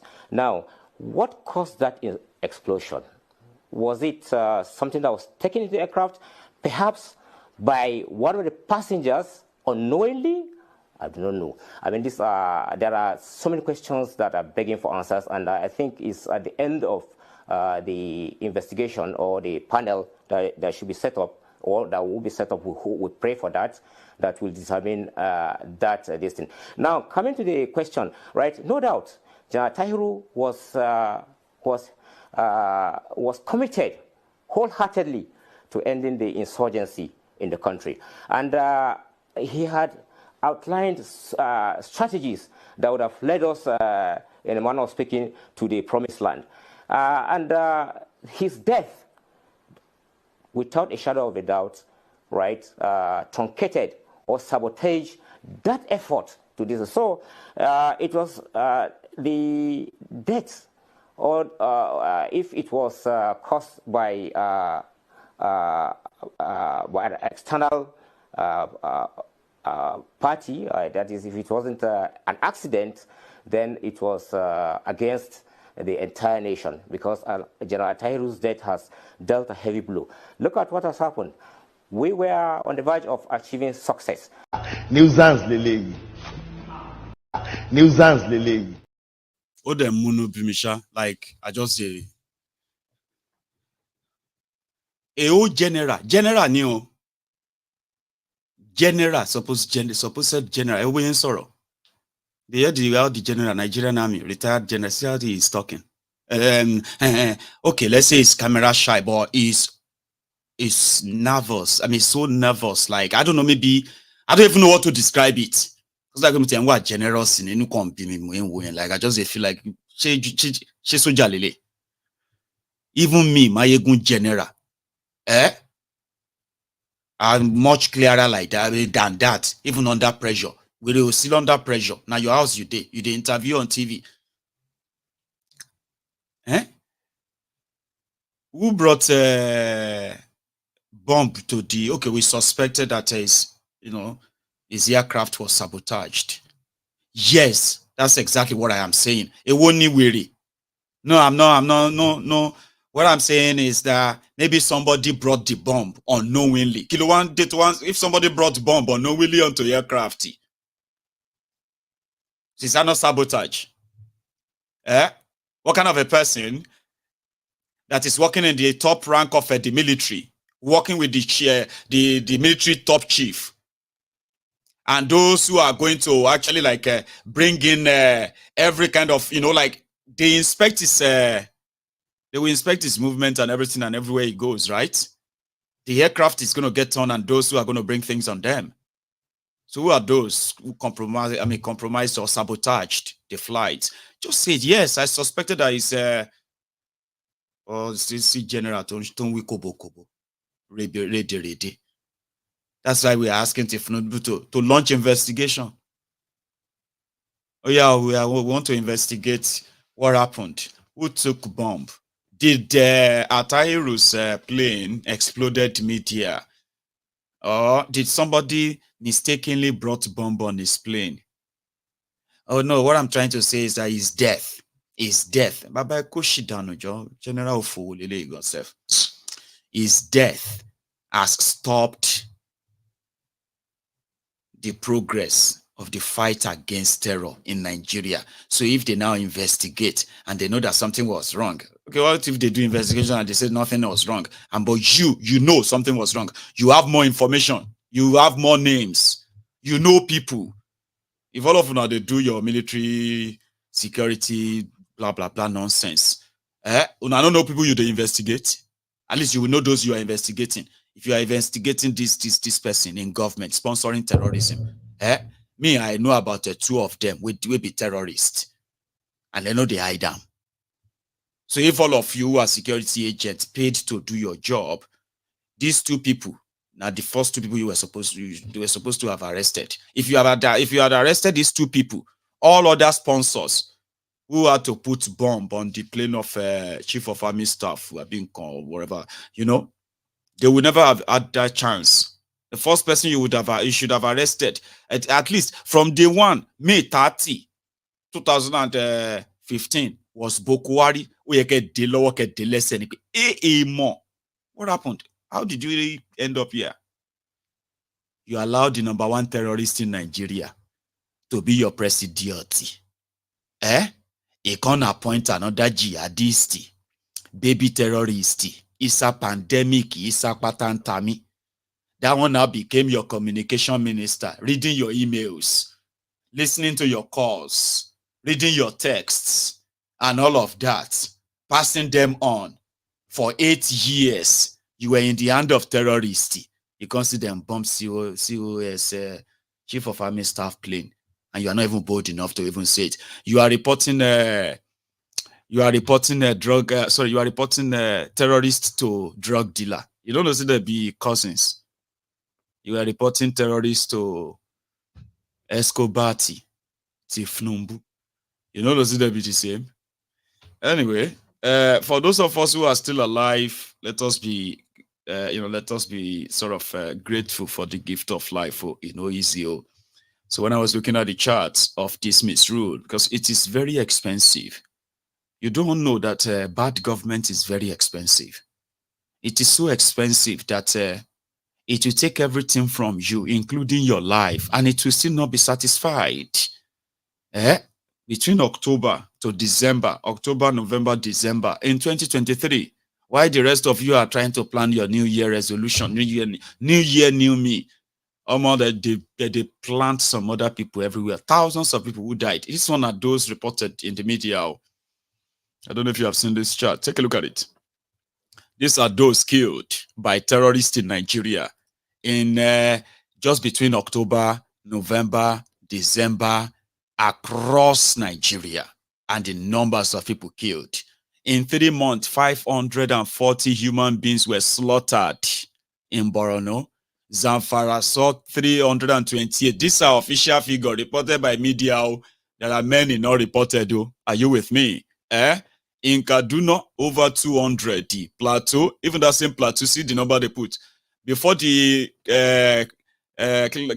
Christmas Eve massacre in Plateau State, in 3 months alone, they've killed over 187. And keep on looking. At the end of the day, 2,303 people were killed by terrorists, Boko Haram, armed robber, and they also added a gang clashes. So this is scary from a country that is not fighting war. Policemen,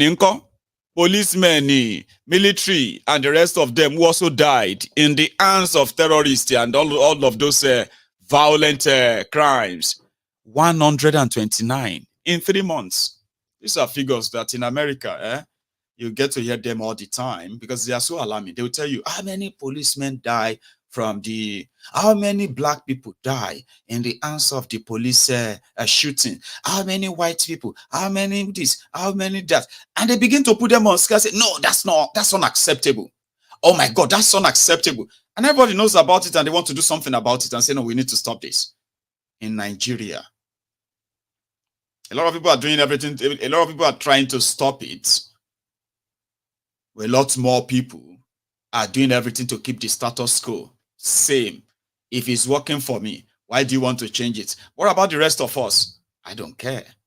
That's exactly what Nigerian dream is. In case if you don't know or you haven't been told, if you live long enough to even exercise that. Sad, yeah?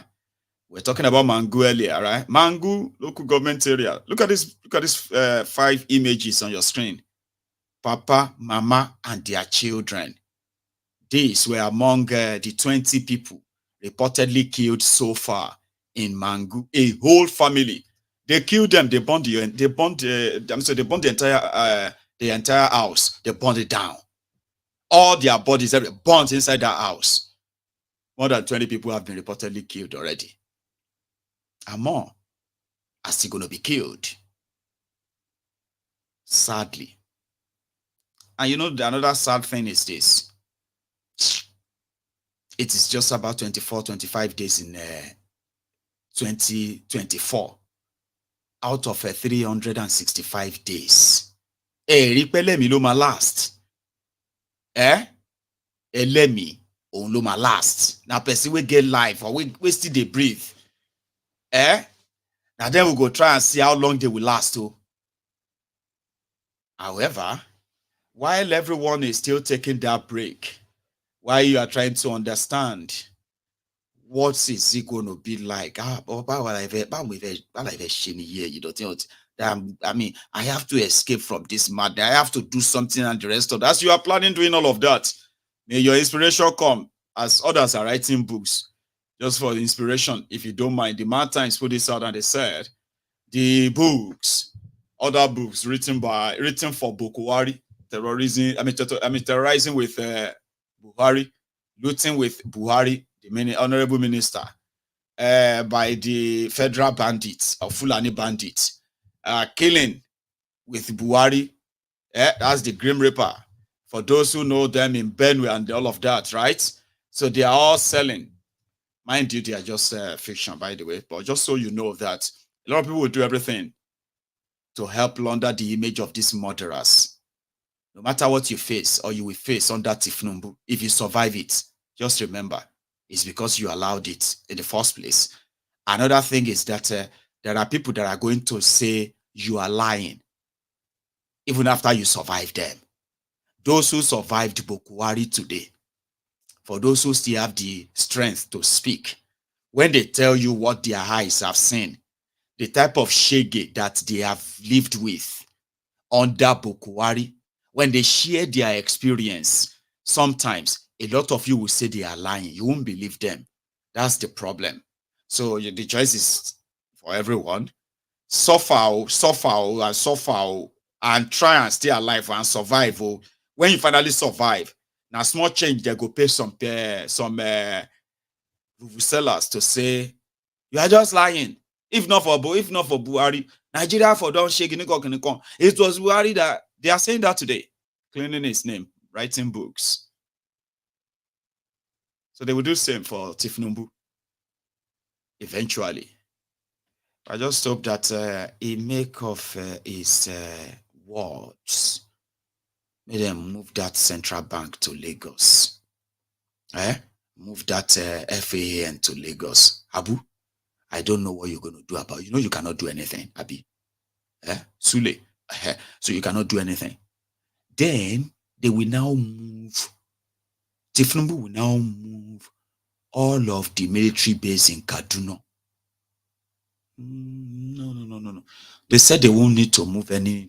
That's old school. It's old school to be saying you are moving back. No. All you have to do is just to leave all those old weapons there.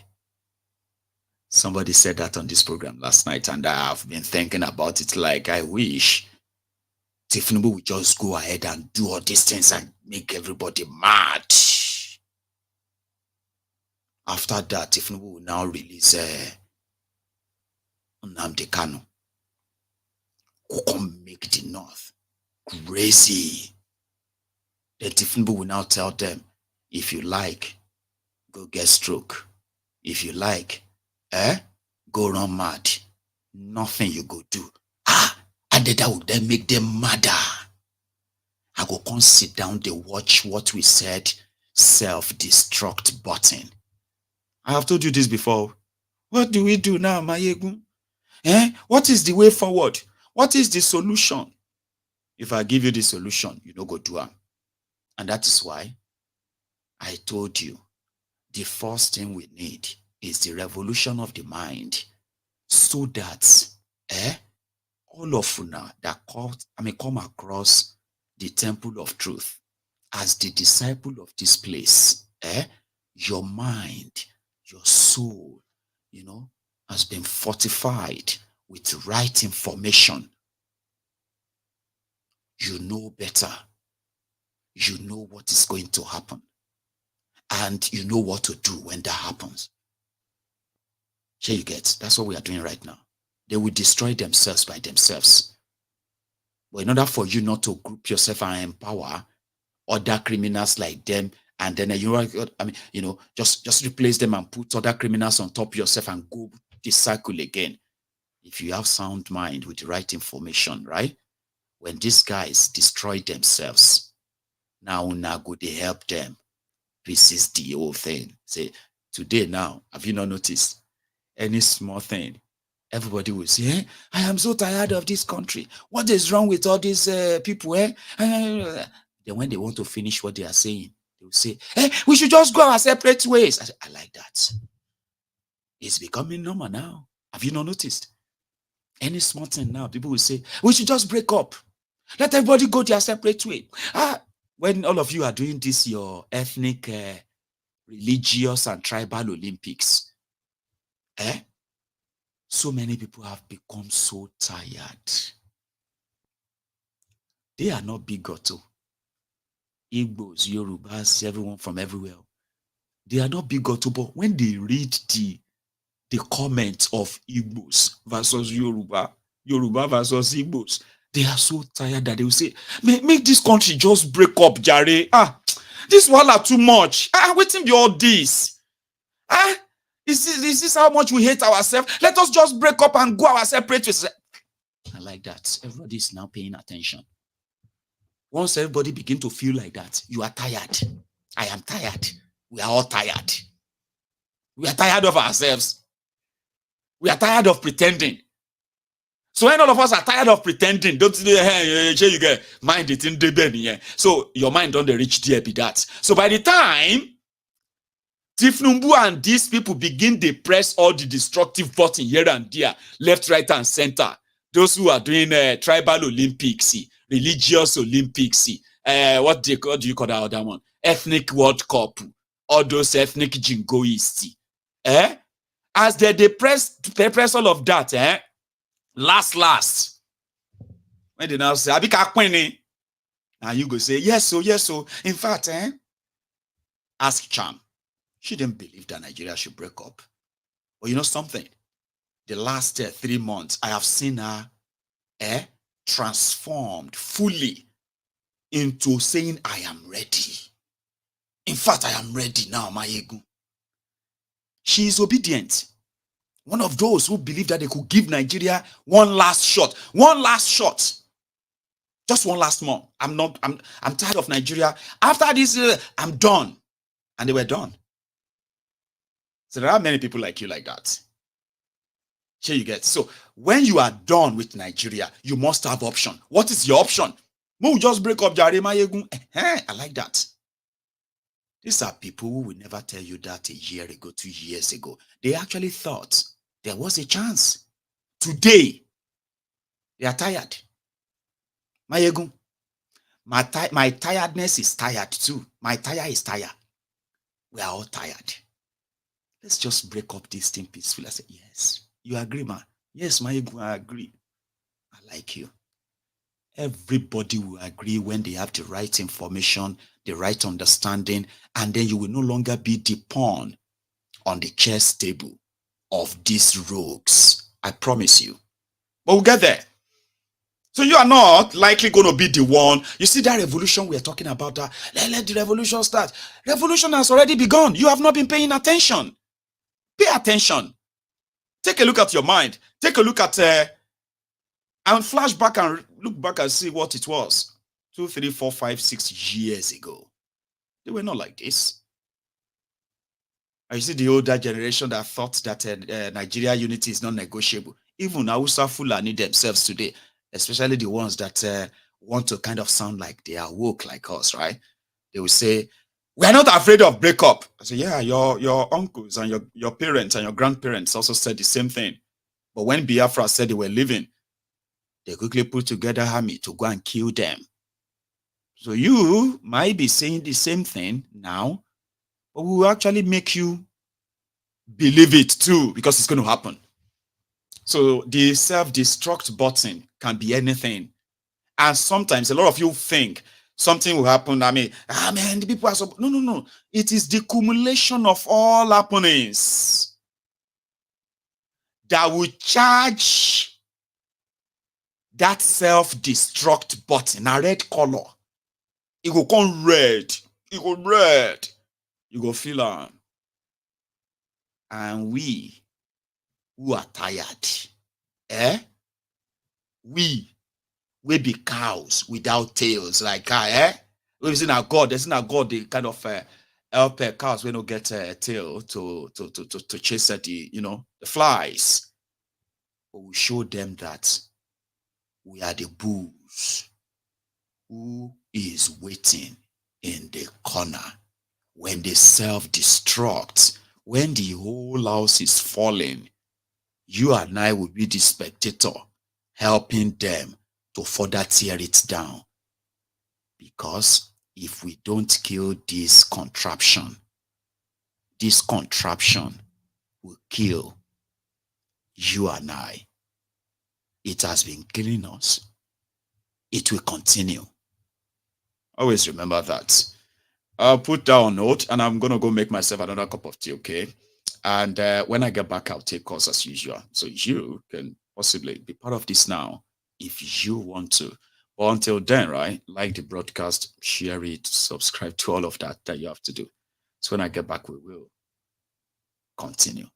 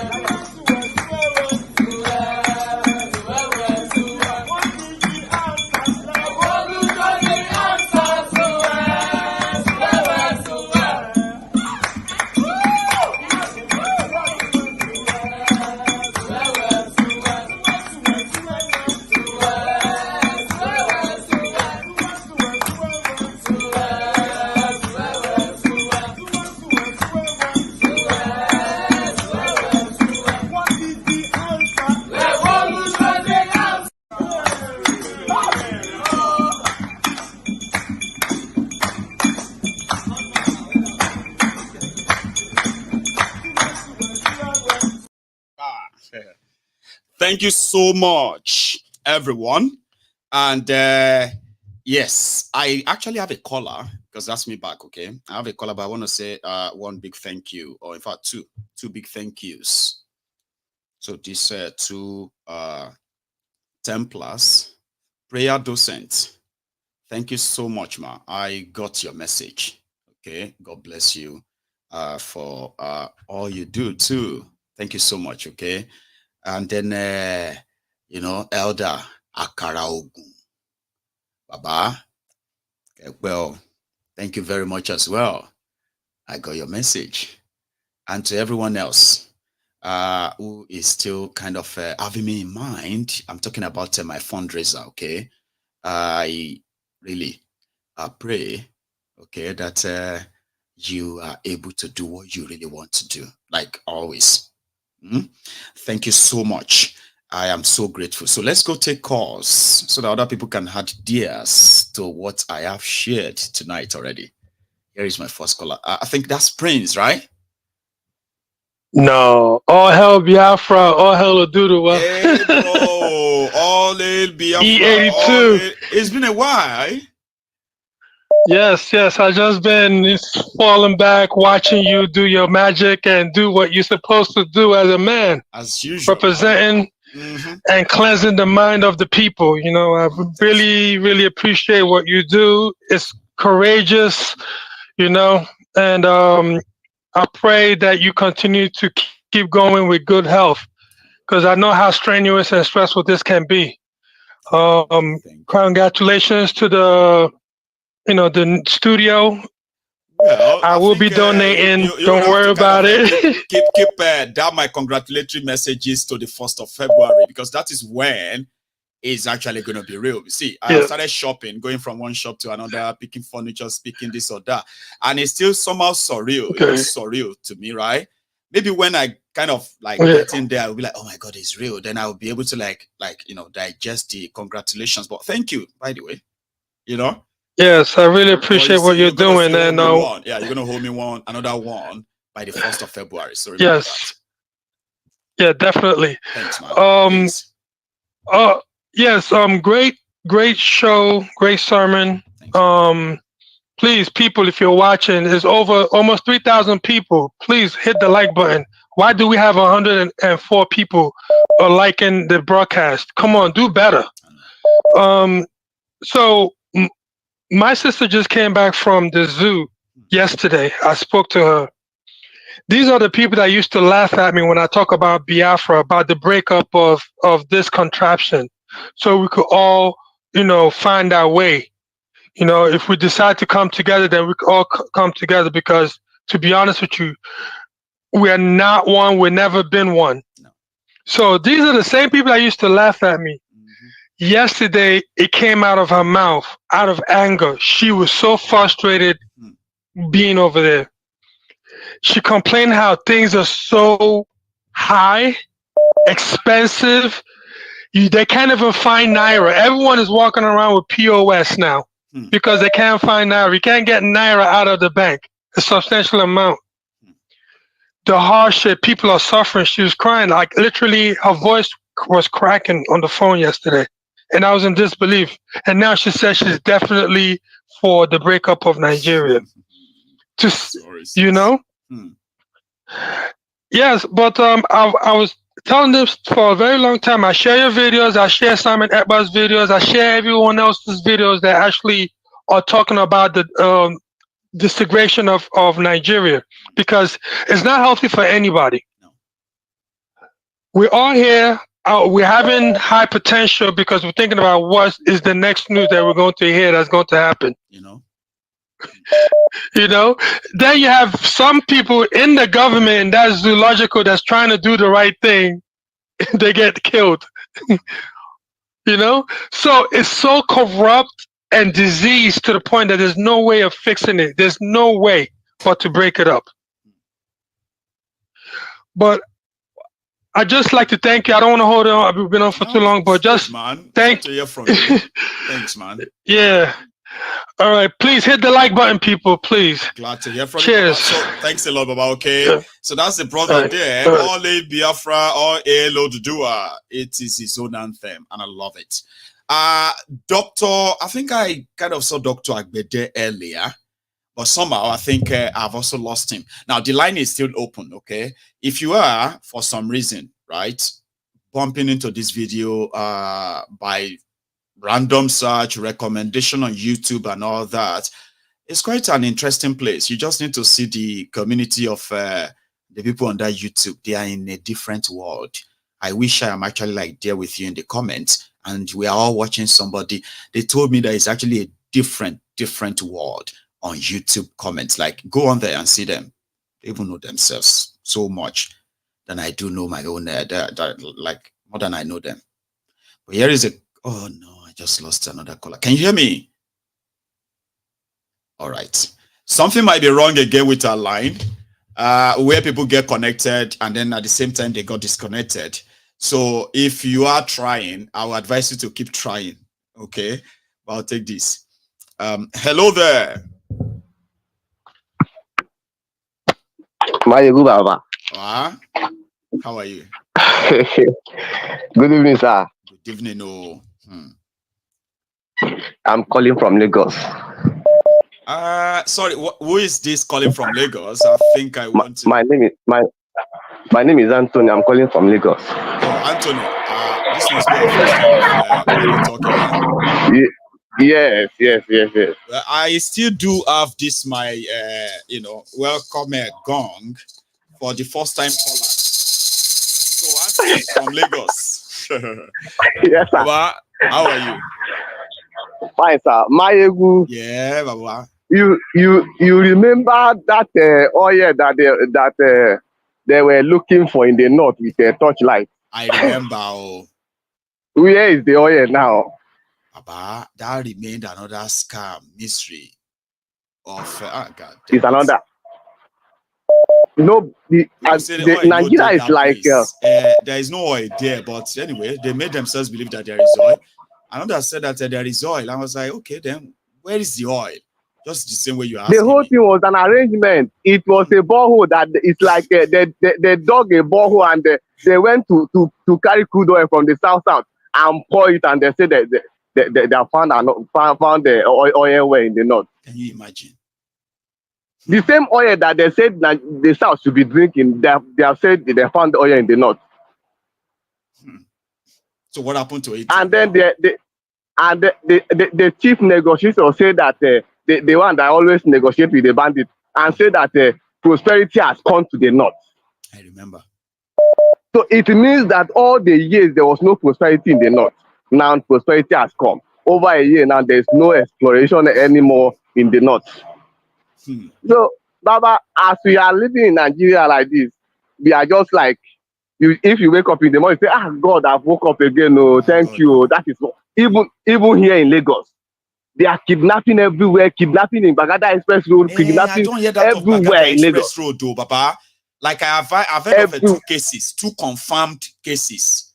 They are kidnapping everywhere. No one chance. If you enter Sienna, they kidnap you. One chance, boss. So this is like kidnapping, proper kidnapping. This one is a proper kidnapping. You see police like four or five policemen come to adopt you, carry you from your car, and be driving you all over Lagos, be negotiating with you, open your bank app and everywhere. Real police, and when you report this issue, it is either they deny it's not their men, or they will investigate. Who will investigate? Investigating who? So let me allow other people to talk. We are just living by the grace of God in Nigeria. But anyway, and I pray the grace will continue to last. Okay? Because it's not going to last again. It's not. It has busted. It has busted. They have patched Nigeria like it's like a football when we're in the village in the olden days. Yeah. You have this rubber ball. Yeah. When it punctures, you go and put a knife in the fire. You patch that place, another place. That is how Nigeria is now. So you can't patch it anymore. God damn it, man. Well, I'll see wish you all the best, Anthony. Baba, thank you so much for joining me tonight. I really do appreciate. Okay. You have a good one. Thank you, sir. Yes, that's Anthony from Lagos, and that must be a different Lagos, so because the Lagos that Tinubu built, the man that single-handedly stopped the Atlantic Ocean, and the place they call they kidnap people. Like, okay, hello there, hello, okay. here is the issue. There are those who are calling directly, and then the network probably just cut them off. I don't know. Like, hello, can you hear me? Uncle Maiyegun's Beatrice. Oh, my lady, our lady Beatrice. How are you tonight, ma? Maiyegun, I thank God. How are you all? I am very well, ma. Thank you. I want to greet all our people online. May God give us the grace to manage this unmanageable situation. So I was watching, I got in when you were talking about Tahiru's death. Yeah, that you for family stuff. Yeah, and the guy that is also another general that is retired general. Yes. That is explaining all those things. And the question was that why can't he say everything that he knows? Yeah, but I think that he's in the same system. If he's very sure of how they massacred or how they killed that Tahiru, he probably would not want to put his family and his life in danger. It doesn't mean that he shouldn't have come out at all. That's what I'm trying to say. Exactly. Like you came out, right? You know, in a place that the people you're asking to investigate, the other people won't do it. So you shouldn't have even bothered at all. But again, well, you know, go on, man. For 2,300 people, 8 people to have been killed in all parts, and the police and military are also included in the deaths. The Maiyegun family killings so all these things are not wonderful stories. And if may looking at the president, our president is our president, whether we like it or not. No, I would rather call him president, so that would make me feel better that at least it's not mine. But this is your own story. Also continue. No, it's I don't want to put myself in the frame. Go on, man. I'm not personalizing it. It's Nigerian president at the moment.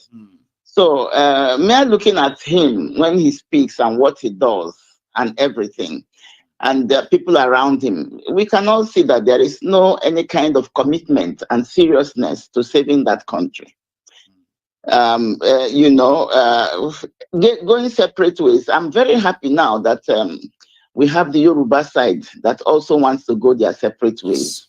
There was a time it was just Biafra, and the Biafran people, particularly the Igbos. When you say Biafra, it doesn't mean Igbos alone. Yes, it doesn't. So, but that's what Biafra. They hated the Igbos because of saying Biafra. But now everybody can see the reason why everybody wants to go separate ways.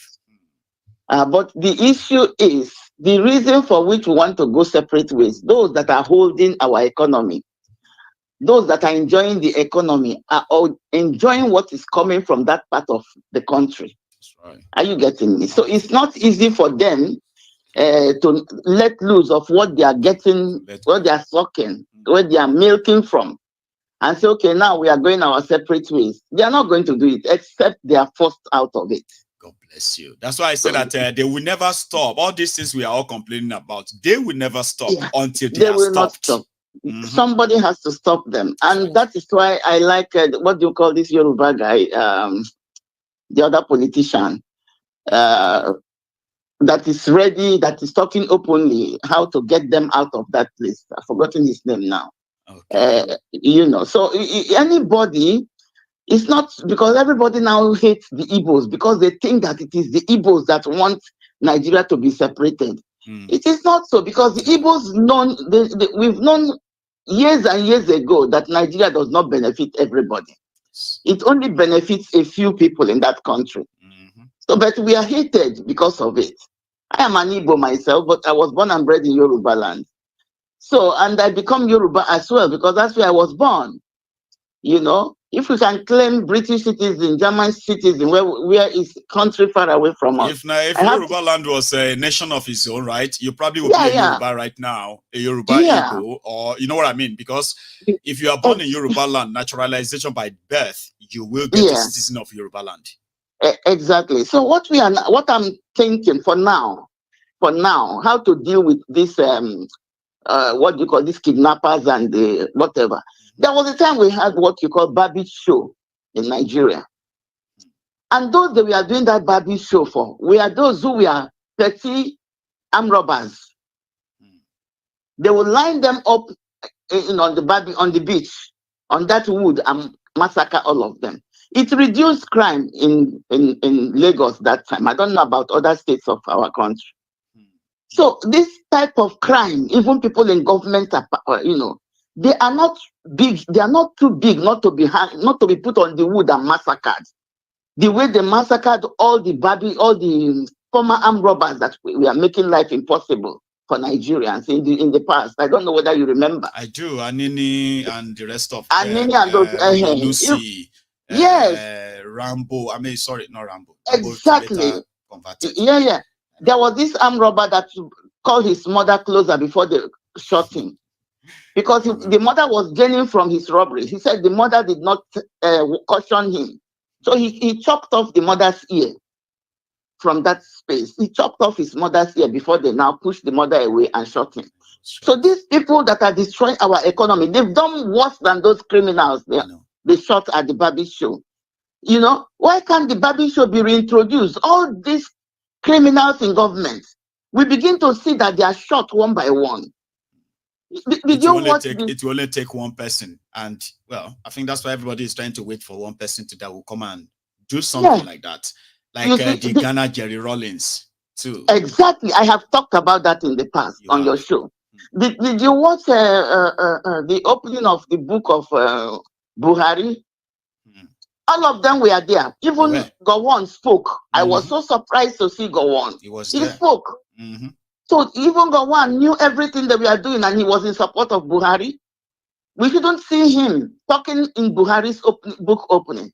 We shouldn't see all these past presidents. People are still being killed, though. Exactly. If you didn't support the evil that we are doing, you shouldn't be there standing and talking and giving handshakes.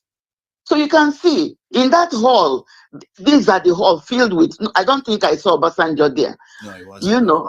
He wasn't there. Otherwise, all of them, including our Emilokon, was there. So if you wanted to do Babbage, what do you call that? Jerry Rollins show. That place would have been the best place to do it. I'm telling you the truth. Thank you very much. I am just, I know that sometimes my opinion hurts, but this is what I'm thinking. Because they are sincere. Your opinion are sincere. They are straight from the heart, right? And not everybody has to agree with you. Remember that. No. But this is getting too much. We have to have a solution. I do. I understand. Thank you so much, man. Let me go to the next question again, okay? It's good to hear from you again as well. You have a good one. Thank you. Yes, bye. So that's our lady there, Lady Beatrice. Now we can go on again. If you want to be part of it, all you have to do is just pick up your phone and dial the number on your screen, whether it is WhatsApp or direct. Just make sure that you add that. What do you call that? Prefix in it. Country code +44. You will be speaking to me directly. And hello. Good evening, my brother. Hello, Abi. How are you? Good evening. I'm fine, thank you. Good evening. Báwo ni àgbékẹ́ àtàwọn ọmọ mi mo ṣọ́ wà dáadáa? Ọlọ́run á wà pẹ̀lú wọn, inshallah. I just want to contribute. It's regarding this army issue in Nigeria. The only thing I'm thinking about, and also you too, you will know about it. I think Buhari has already put all these Boko Haram, Fulani people inside our military in Nigeria. Well, that's an open secret, man. They have reintegrated. They've already. I think these are the people that are killing those people in Jos.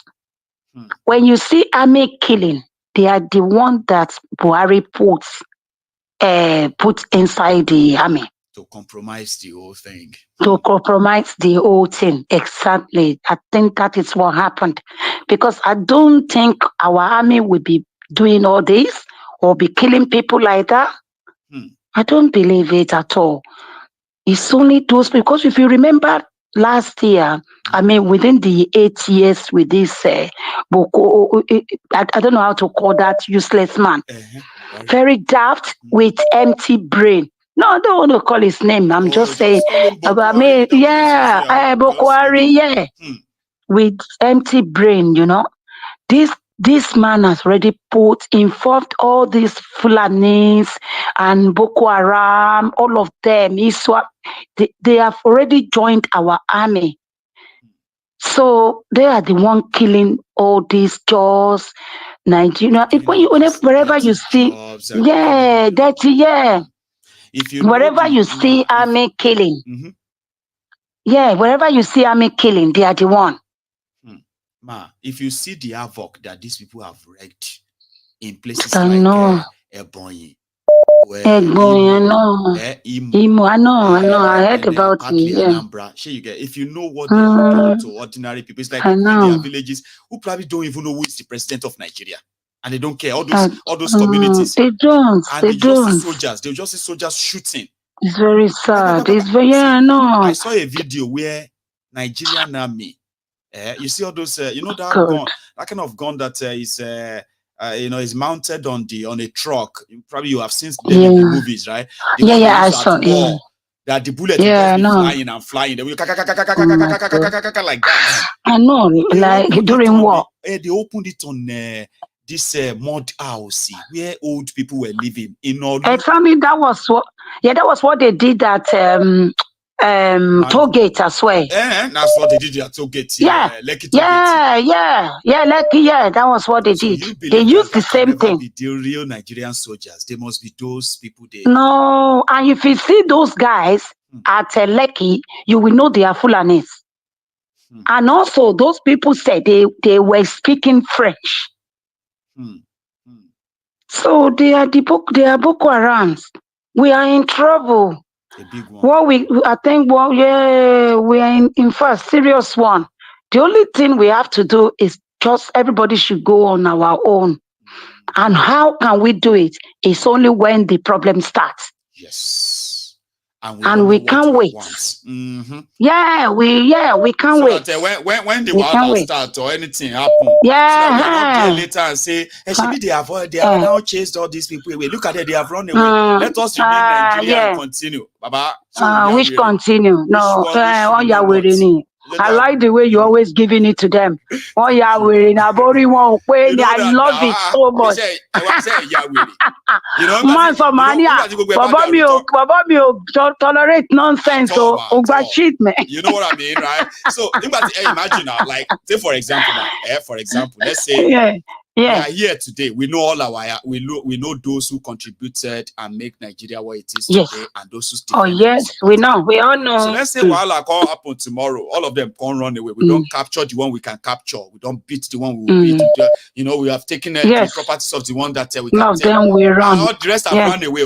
Now Nigeria is not like, okay, what's going to happen now? Yorubas, all your leaders have run away. Igbos, all the Igbo politicians, the one we don't run away. Don't die. Hausa Fulani, Northerners, all your leaders don't enter Nigeria. Sudan, Bush, everybody, let us now that they have run away, let us all come together and be one Nigeria. Come together and unite. For where? Come to get this point. You better stay your day. Maybe we do our day. Thank God we have done this. Everybody don't. Hell yeah.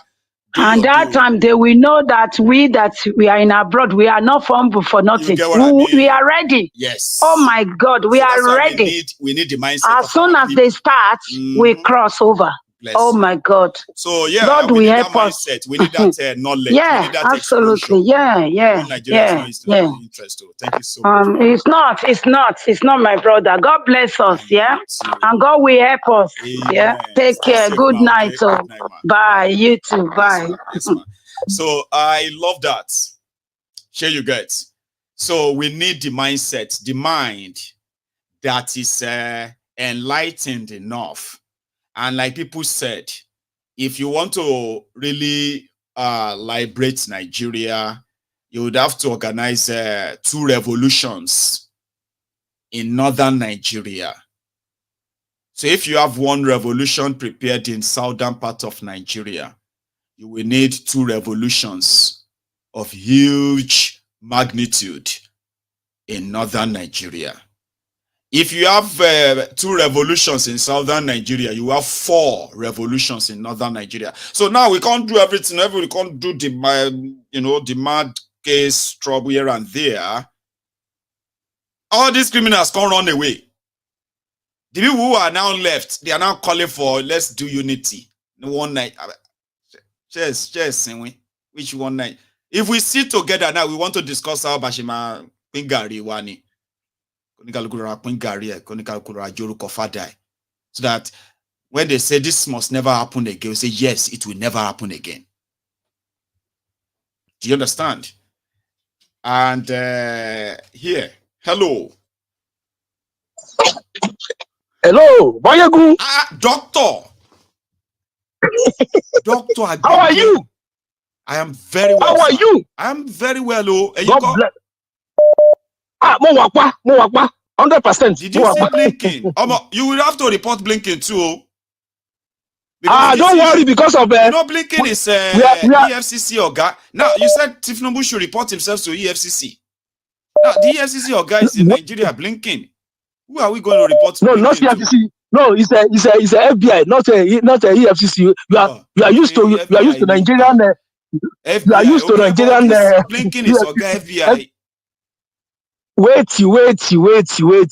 Because we are in a political system, and right now, Joe Biden is struggling, at the poll because with a matchup. Yes, correct. And with a matchup with Donald Trump. As of today, Donald Trump we win. 45, as of today, I saw their poll. Exactly. Oh, God bless you. You are very, very intelligent. God bless you. So that's by the way. So let me quickly now. Let me say, okay, happy Wednesday to you and also to all members of the Temple of Truth family. Happy Wednesday to you, so, sir. Go on. Please. Right now, there's a commotion I've started inside the untouchable mafia inner circle group. Yeah. Yes, correct. The blind nation, the idiotic animal, fool's nation for Nigeria. Why are they now complaining? Particularly the northern untouchable circle mafia group. That man you show, what is his name? Is it Magnu or what's his name? Magnu or what? That man. The one that said that they no want Tinubu well to move those things, which one? Bless you. Let me reply him. Say that Dr. Agbede replying from America. Yeah, let me reply him. Fully. Tinubu should be given applause. 100%. Just listen. What we Nigerians are praying for, Tinubu has sent email to me. It's going to be possible. I'm telling you. Yeah. They are forgetting so soon that if it was because of Muhammad Buhari, which is very faithfulness in their untouchable mafia sabu group, they wanted to move past Bola Ahmed Tinubu, the actual person that in their untouchable mafia inner circle selection of a presidency, the next person in line for the seat, which is Bola Ahmed Tinubu then. That was the slogan, Eminokron slogan. Now, now, Bola Ahmed Tinubu, I call you 3 times. 3 times. Do not resent on your decision to move all the operations of CBN to Lagos. Do not, because the fact is, as of today, the 24th day of January 2024, you, Bola Ahmed Tinubu, you are the president and commander-in-chief of the armed forces of the Federal Republic of Nigeria. And your decision is final. It's final. Do not move it. Yes. And therefore, whoever is threatening you inside the untouchable mafia inner circle group is Doka. And he should be very careful. I repeat, he should be very careful. Once again, he should be very careful. Yeah. Bola Ahmed Tinubu, please do not rescind on your decision. You must move everything to Lagos. Thank you, and God bless you. Amen. Goodbye. You know, one thing about Dr. Agbede is that Dr. Agbede writes his speech. You see, everything you hear there, right, is written down like a proper sort of official statement. So, Ndume, if you happen to see this broadcast, Dr. Agbede has responded on behalf of Kolu, because according to Dr. Kolu is doing the Lord's work. To break up Nigeria is a task that must be done. And they said Kolu is playing his part. Therefore, nobody should stand on his path. That's the summary of what Dr. Agbede had to say. And you, Bola Ahmed Tinubu, do not resign. You, Ndume, be careful.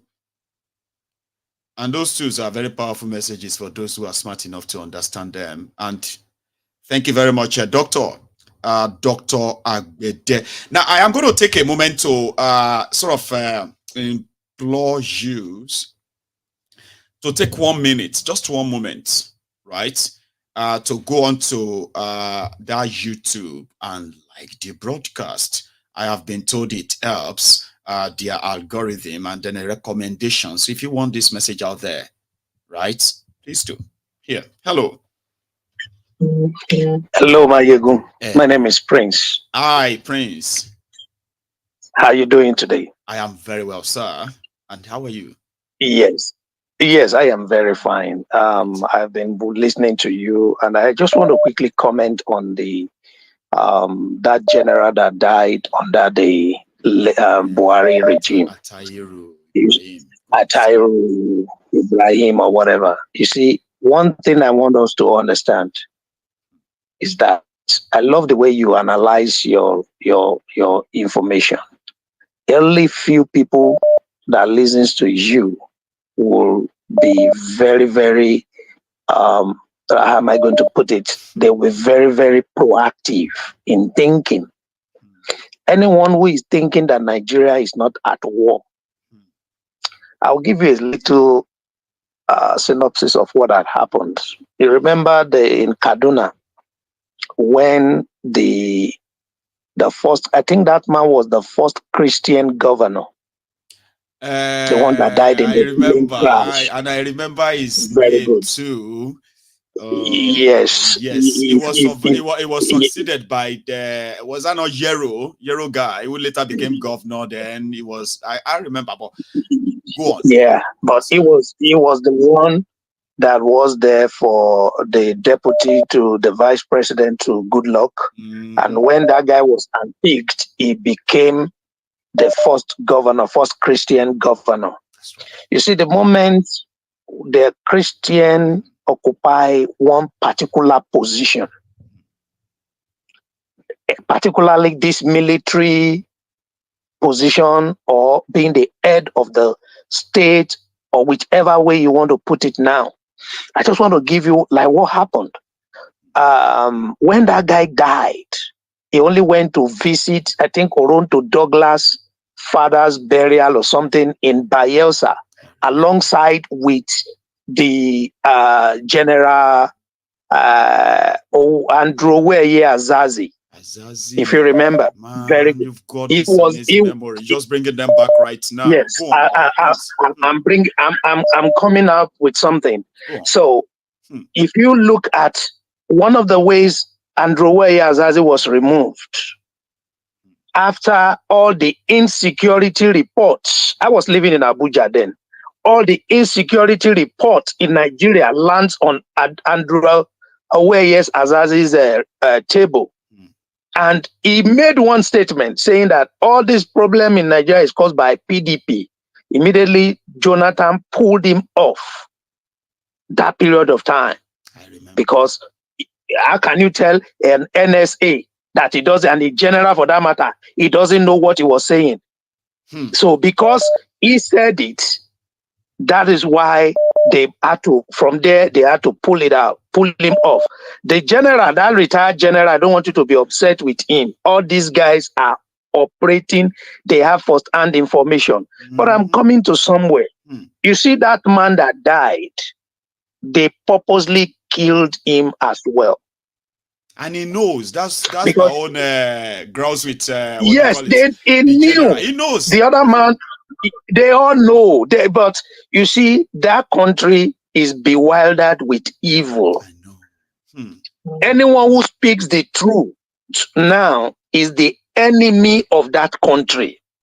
And in most cases, but when Prince, you sorry to cut you yes, there, right, Prince? In most cases, even when you try to put in everything, and they ended up having to kill you, the rest of the country will move on, like you never really passed the surface of this earth before. That is where I am now having the problem. It makes it worse because they juju them to keep quiet. They juju their hands, they juju their legs, they juju their mind. That governor that died is Patrick Yakowa. Patrick Yakowa. God bless you. You see, look at that game. They all have all those Nigerian military guys used to be the best in Africa at the time. Honestly, the intelligence is still there, but the problem is that they cannot stand for the truth. The political will. Anyone anyone who comes up with the truth now will die. And every one of them now, nobody wants to die for Nigeria because all the people who died for Nigeria has never been rewarded with anything good. Not even a good memory to immortalize these guys. But that is that. You see, the one thing, the day the military take this thing, and you can take this to the bank, Maiyegun, any day the military supports the revolutionary cause in Nigeria, we will succeed. Without these guys' support from underneath, from wherever, that revolutionary cause will never succeed in Nigeria. Take it or you leave it. I am going to take it because I can't leave it. It's so factual. Because if you remember, look at that crisis in Yemen about 2012, 2011, 2012, 2013. The military supported them in Yemen. Yes. I said it two Sundays ago when I called in. That 2012 was the best time for us to have stricken during the military. When there was this Arab Spring, I told you 2 Sundays ago, Nigerians don't know the time. They don't know the time to attack. They don't know the time to strike. And that is my anger with an average Nigerian. When they are supposed, the NSAS was a very good opportunity too, even though they overpower. And I can give you the tabulation of the times we struck. I remembered way back in 94, 95 when we were on the street burning tires during the June 12 saga. That was one of the last time. Then the next time we were able to go to the street was 2012. Between 1994, 93, 94, 95 was 2012. Go and look at your calendar. We didn't go to the streets until 2012. That 2012 again. And now, 2012. Yes, that 2012 now took us additional 8 years again, 2020. When are we going to go to the streets again? We don't know, sir. Maybe another 8 years. Wow. Man, so you just came on the program tonight, Prince, with some thought-provoking, lines that will get somebody to I have been an ardent follower of the Nigerian activity. I rarely comment, but I have stood, sat, walked, moved, and thought of it. Take note of this thing tonight. It may take us another 8 years or 10 years before we move to the streets if we are not careful. Wow. Well, we are 94, 2012, and 2020. Another 3 or 4 years now is passing by, right? We couldn't go to the streets. Now they are now striking, killing. This killing is to silence and shut up an average agitating Nigerian on the inside. So for the next 8 years plus, we might not agitate if we are not careful. What about if I give you this good news then? Using your theory, sir, yeah? From 2012, before 2012, I think we had the Oshiomhole time under Obasanjo, somewhere around the 2006, 2005, 2007, right? Oshiomhole, which was kind of not as strong as that of 1994, June 12 saga. So 1994, 2012, right? That's a stretch. Yeah. Right. But the shortest afterward, right, is that of 2020, 8 years. Yes. So if I follow your theory, We are already 4 years after that last of 2020. I am going to say maybe another 1 year or two, because we're already 4 in already, right? Because it's like the years, right, keeps getting shorter and shorter somehow. Yes. So I am using your theory here. So that would be a good news on my side. Yes, it's a long time. It will. So honestly, it's just for us to, you see, let me tell you something. Yes, I drew this analysis from the Bible. And it's just like when God was telling Moses, Abraham.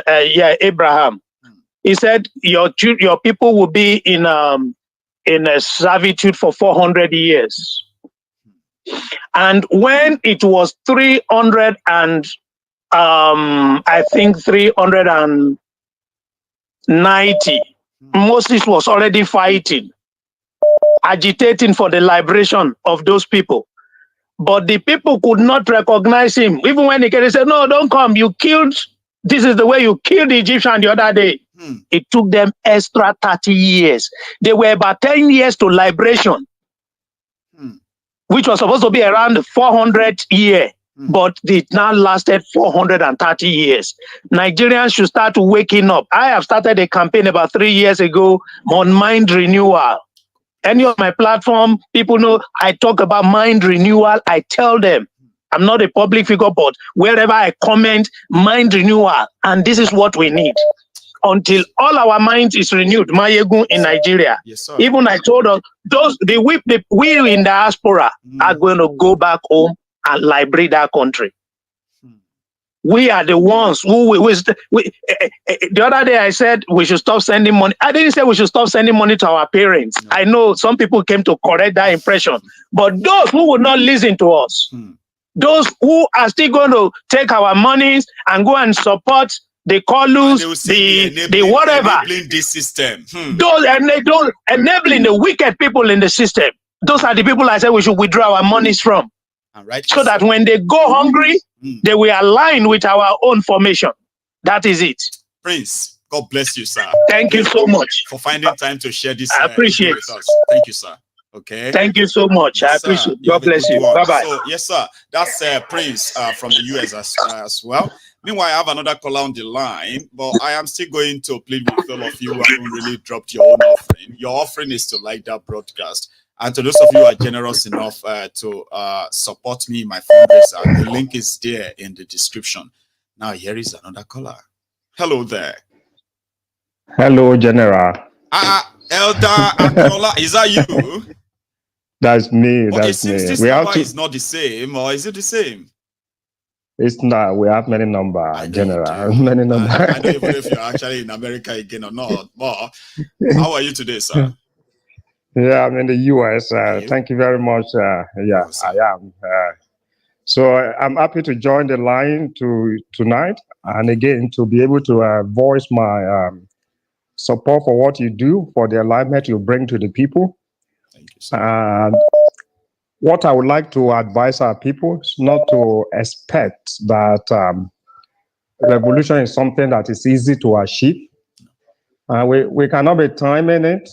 We just have to be ready for the perfect opportunity.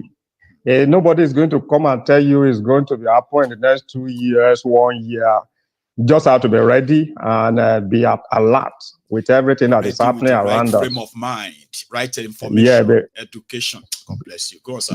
Be ready anytime the opportunity is going to show. And continue to get the information out, even though some of the people we respect so much are saying that people on social media are bandits.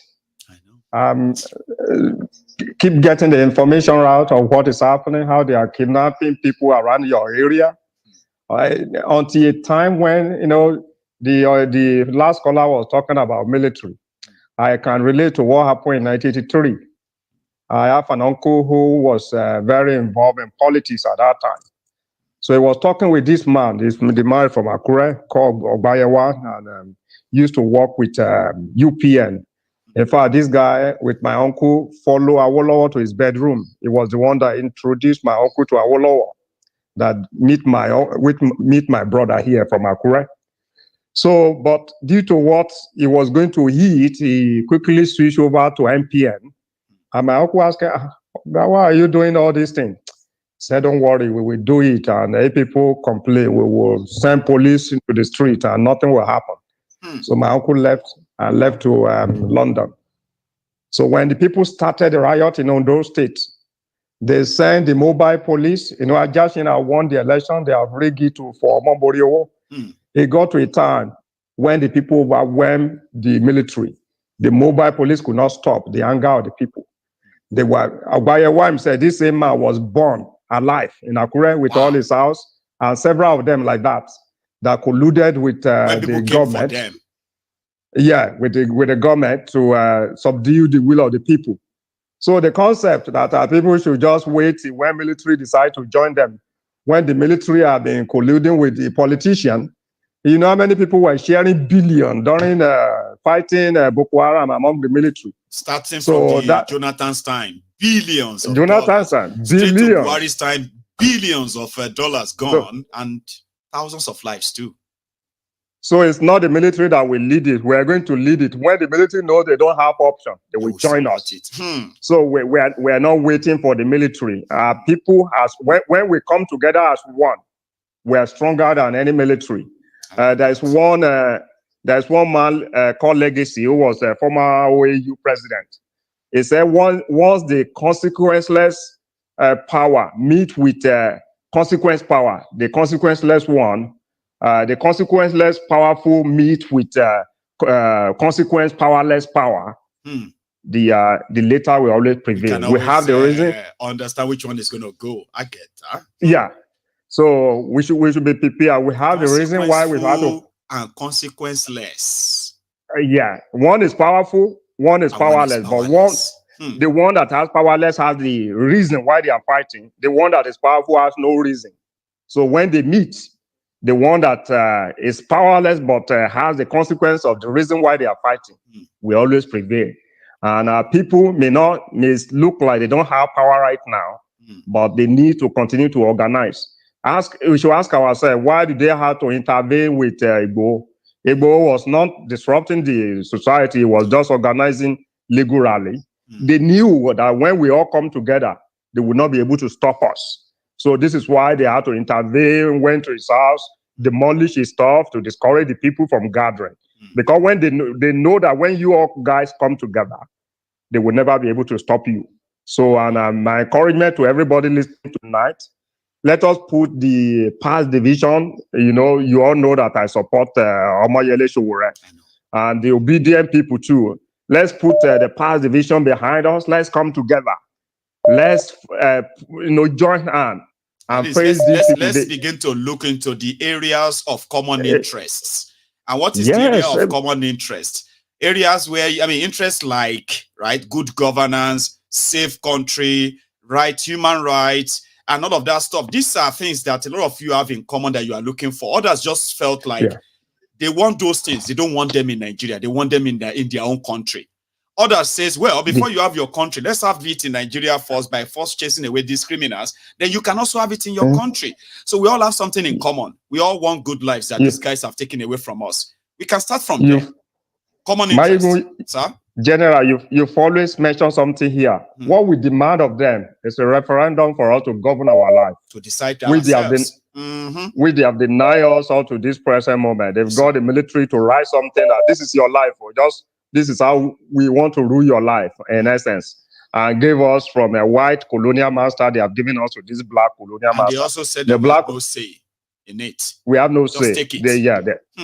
And they're even worse than the white colonial people.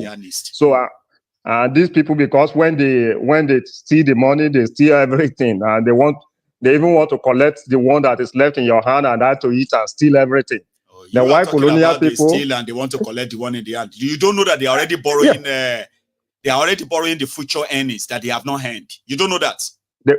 The white people, they will still give you the crumb that fall from the master table. These people, they will hit the old one. They want to even kill you and join. So the reality is that the system we have today is not sustainable. Nigerian people know the best for them until we are given that chance to speak for ourselves, to speak how we're going to be governed. there is no way ahead. So the revolutionaries that are listening to me, don't be discouraged. Don't say you don't have power. Let's keep gathering. Let's keep focused, and let's keep looking for perfect opportunity. Our opportunity is going to come. Don't believe it's 5 years from now. It may come 3 days from now, and you will see all Nigeria on the street. The day we're able to get all Nigeria on the street and say, enough is enough, that day this government, this Nebuchadnezzar we have in Nigeria, they are going to fall. They will all run away. They will all leave us there. This is that part of you I love. I hate the part of you that always wanted to give people boost because of what they say about Shore. It doesn't really look good, but I kind of love this one. I love this part of you. So go on. Thank you very much, General. Yes, I appreciate the opportunity. Let me give the time to other people. Don't be discouraged. Let's get this going. We will. Revolution now. Now. Thanks. Thank you, sir. You have a good one, okay? Yeah. That's Elder Akinola, ladies and gentlemen, right? Usually he is somebody who kind of speaks his mind anyway, but somehow he's also somebody who is also very sensitive, not insensitive people who just don't give a damn like that. So, but at the same time, I love that part of him. That's the part of him I kind of fell in love with. When we started taking courses of MaiyegunsDiary, Politico, and he's also a regular, an ardent supporter of Omoyele Shore. You can never fault Shore. Where these people are. And I kind of, I love that. That's real. That's real loyalty, real, and then, the real support, something that, money can't really buy as it is. So I'm going to take my last call tonight, okay? Or should I say, maybe not last call. So let's take this first. Maybe I can still take 2 more. Hello there. Bye. Hello. I'll take my last call tonight. Do you mind muting the video or the broadcast, if that's okay? Yeah. Thank you. Okay. So, Maiyegun, I really appreciate thank you, Baba. Your advocate for the problem over there in Nigeria. The problem in Nigeria that we are the citizens are not yet hungry. When we are hungry, that we no longer see food, I think we can be able to rise up. I know they bring this era of social media. They use it to bring distraction. Where you to all these content creators, so all Nigerian youth can be doing rubbish on social. Yes, music, this or that.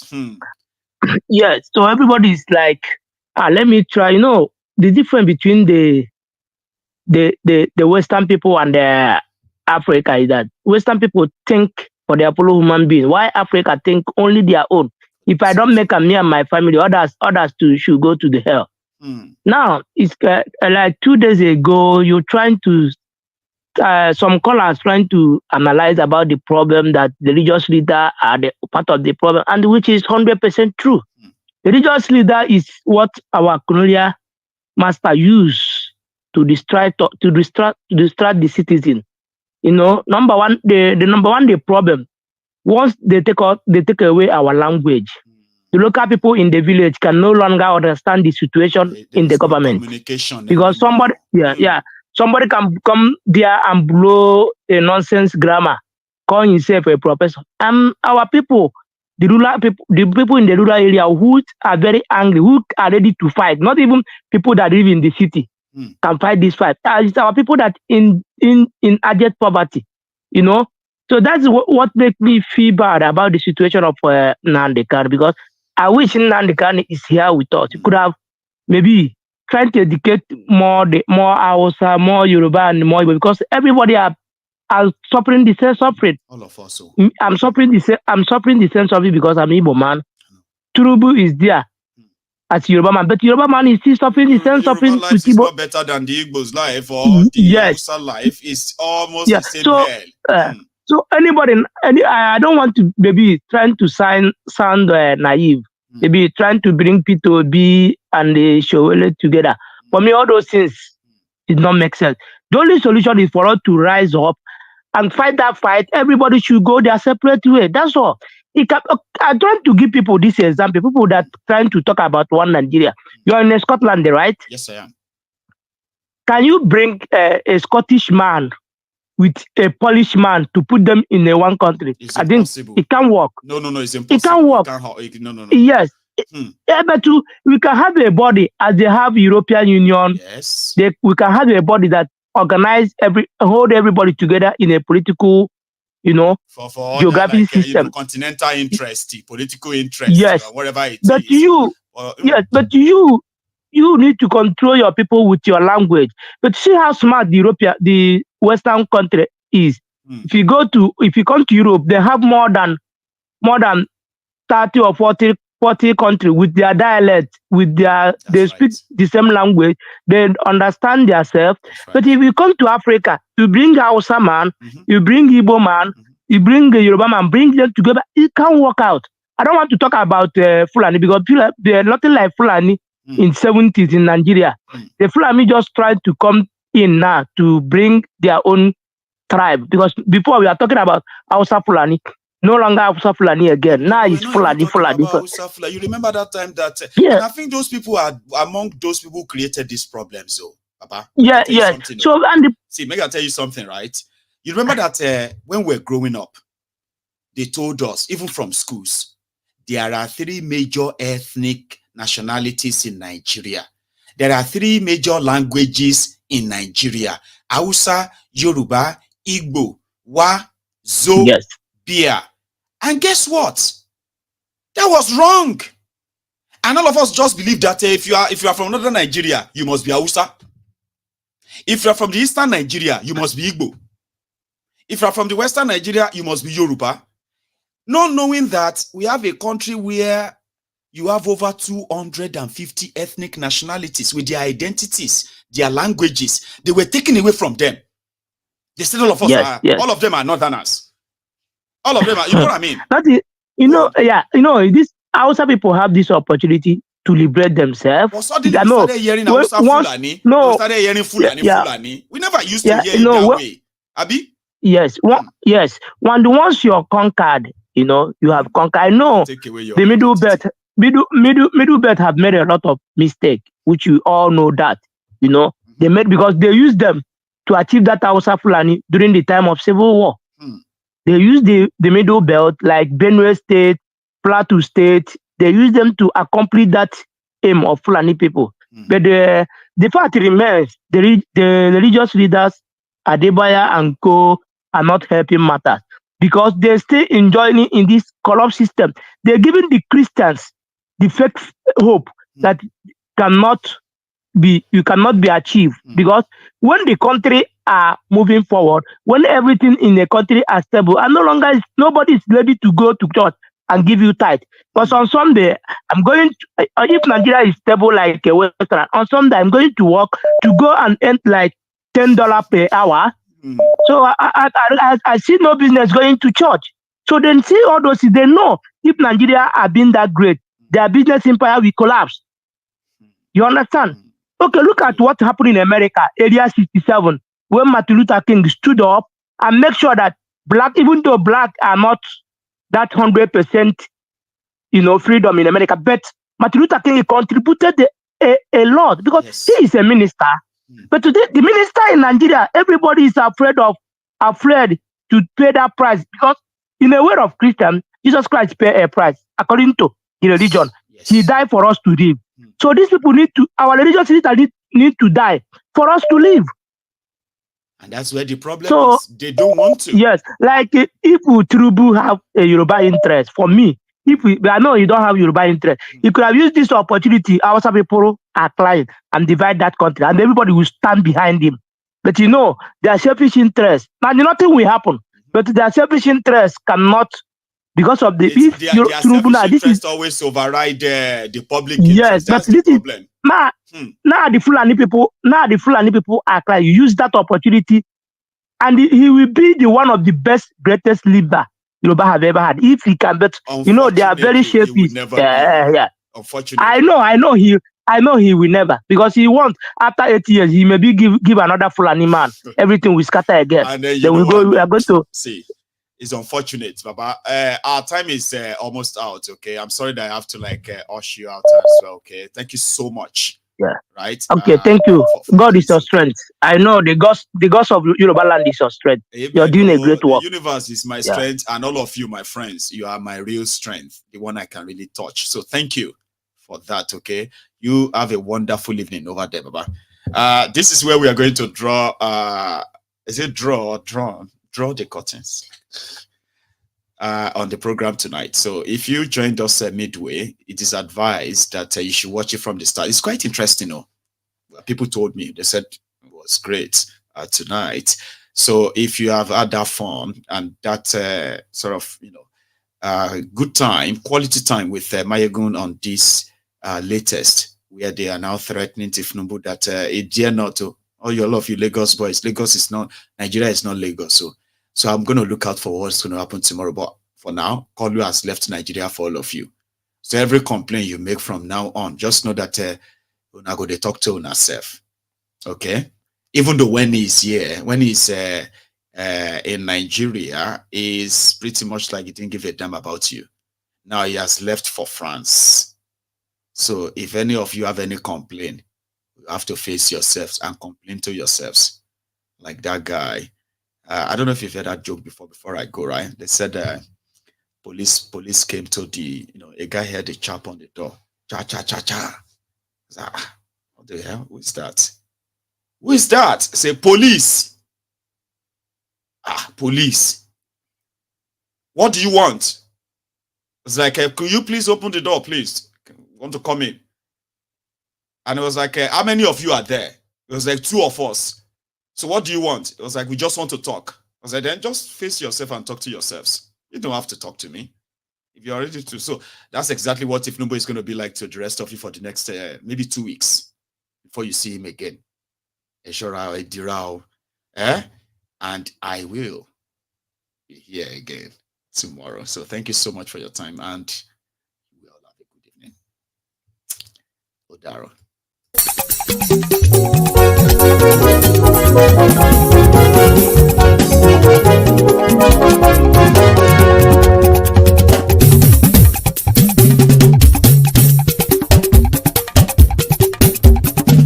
Maiyegun làwa mọ̀ làmọ̀ tó dòdòdò. Maiyegun Diary Maiyegun #1. Maiyegun làwa mọ̀ làmọ̀ tó dòdòdò. Maiyegun Diary Maiyegun #1. Maiyegun ti dé o ọ̀rẹ́ ara yìí. Maiyegun Diary Maiyegun #1. Lórí Facebook, lórí YouTube. Maiyegun Diary Maiyegun #1. Gbogbo bó ṣe ń lọ ni Maiyegun já wa sí. Maiyegun Diary Maiyegun #1. Àṣírí ọ̀jẹ̀lú kì í bò níbẹ̀ o. Maiyegun Diary Maiyegun #1. Bó bá ṣe eré àní Maiyegun máa wí. Maiyegun Diary Maiyegun #1. Ó sì tún ṣe eré wàá gbọ́ níbẹ̀ o. Maiyegun Diary Maiyegun #1. Maiyegun Diary Politico. Maiyegun Diary Maiyegun #1. Godfatherism kò sí lọ́rọ̀ Maiyegun. Maiyegun Diary Maiyegun #1. Ẹ farabalẹ̀ sẹ́ o kẹgọ́rọ̀ lẹ́nu o. Maiyegun Diary Maiyegun #1. Àní Maiyegun làwa mọ̀ tó dòdòdò. Maiyegun Diary Maiyegun #1.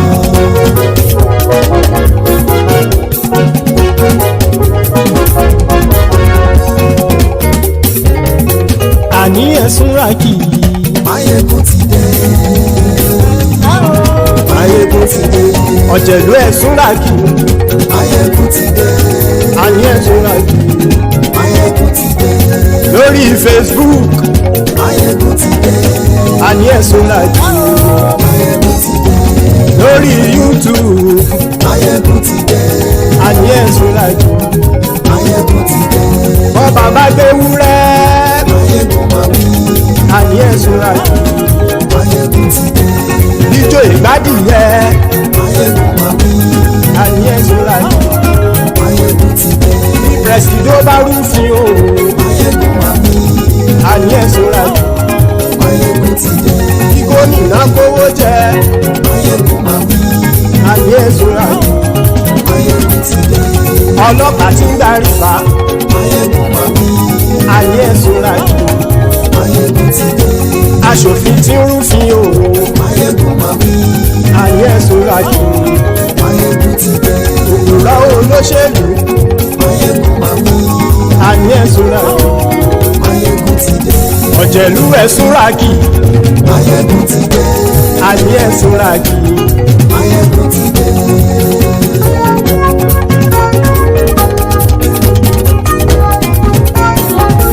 Maiyegun ti dé gbogbo ọ̀jẹ̀lú ẹ̀sùn ràkì. Maiyegun ti dé gbogbo ọ̀jẹ̀lú ẹ̀sùn ràkì. Ṣùgbọ́n ní bá ti ṣe èyí tó yẹ kí wọ́n ṣe ọmọ bá dèrò ní fi wọ́n níran o. Maiyegun ti dé gbogbo ọ̀jẹ̀lú ẹ̀sùn ràkì. Maiyegun ti dé gbogbo ọ̀jẹ̀lú ẹ̀sùn ràkì. Ṣùgbọ́n ní bá ti ṣe èyí tó yẹ kí wọ́n ṣe ọmọ bá dèrò ní fi wọ́n níran. Wọ́n fowó bẹ́ẹ̀ o Maiyegun ó sọ pé wọ́n ò bẹ́ẹ̀. Wọ́n fowó bẹ́ẹ̀ Maiyegun ó sọ pé wọ́n ò bẹ́ẹ̀. Oníkan ṣáàtì ṣe èyí tó yẹ kí wọ́n ṣe fáwọn ará ìlú tó gbé wọn débẹ̀ o. Maiyegun ti dé gbogbo ọ̀jẹ̀lú ẹ̀sùn ràkì. Maiyegun ti dé gbogbo ọ̀jẹ̀lú ẹ̀sùn ràkì. Ṣùgbọ́n ní bá ti ṣe yìí tó yẹ kí wọ́n ṣe ọmọ bá dẹ́rọ̀ ò ní fi wọ́n níran. Kì máa yí ṣe eré ọ̀rọ̀ yìí kì í ṣe ẹ̀fẹ̀. Kì máa yí ṣe eré ọ̀rọ̀ yìí kì í ṣe ẹ̀fẹ̀. Ẹni bá ti lè lẹ́bọ̀ lẹ́rù o ọmọ bá dèrò kàṣàyè tú wọn síta. Maiyegun ti dé gbogbo ọ̀jẹ̀lú ẹ̀sùn ràkì. Maiyegun ti dé gbogbo ọ̀jẹ̀lú ẹ̀sùn ràkì. Ṣùgbọ́n ní bá ti ṣe yìí tó yẹ kí wọ́n ṣe ọmọ bá dẹ́rọ̀ ò ní fi wọ́n níran. Tẹnitẹni ọmọ Maiyegun ọ̀rẹ́ ara ìlú mọ̀mọ́ ni mo fọlọ́hún ṣọ́ ẹ̀ báàkì lẹ́bù. Lóòótọ́ olódodo ìlú ọ̀tá ìlú mọ̀mọ́ ni ìwọ ṣá máa ń ṣọ́ra kò sì mọ́ bẹ̀rù. Bọ́tà ń lè rí bóníṣègùn lé káwọn mọ̀mọ́ fi ṣera wọn ni ó ti dẹrùn tí wọn ò gbọ́dọ̀ sè mọ́bẹ̀. Èèpo ọ̀bọ̀n lọmọ bá dérò tàjẹ́ ò gbọ́dọ̀ jẹ́ ó ti dọba lórí àbínú ẹni kò sì mọ́ bùyà. Àìsíwọ́lu ní ẹnìkẹ́ ìgbódì ẹyin lápàrà ó kó ẹni tó bá dán wò á kàmù. Maiyegun ti dé gbogbo ọ̀jẹ̀lú ẹ̀sùn ràkì. Maiyegun ti dé gbogbo ọ̀jẹ̀lú ẹ̀sùn ràkì o. Ẹni bá ti ṣe yìí tó yẹ kí wọ́n ṣe ọmọ bá dèrò òní fi wọ́n níran o. Maiyegun ti dé gbogbo ọ̀jẹ̀lú ẹ̀sùn ràkì. Maiyegun ti dé gbogbo ọ̀jẹ̀lú ẹ̀sùn ràkì. Ṣùgbọ́n ní bá ti ṣe yìí tó yẹ kí wọ́n ṣe ọmọ bá dẹ́rọ̀ ò ní fi wọ́n níran.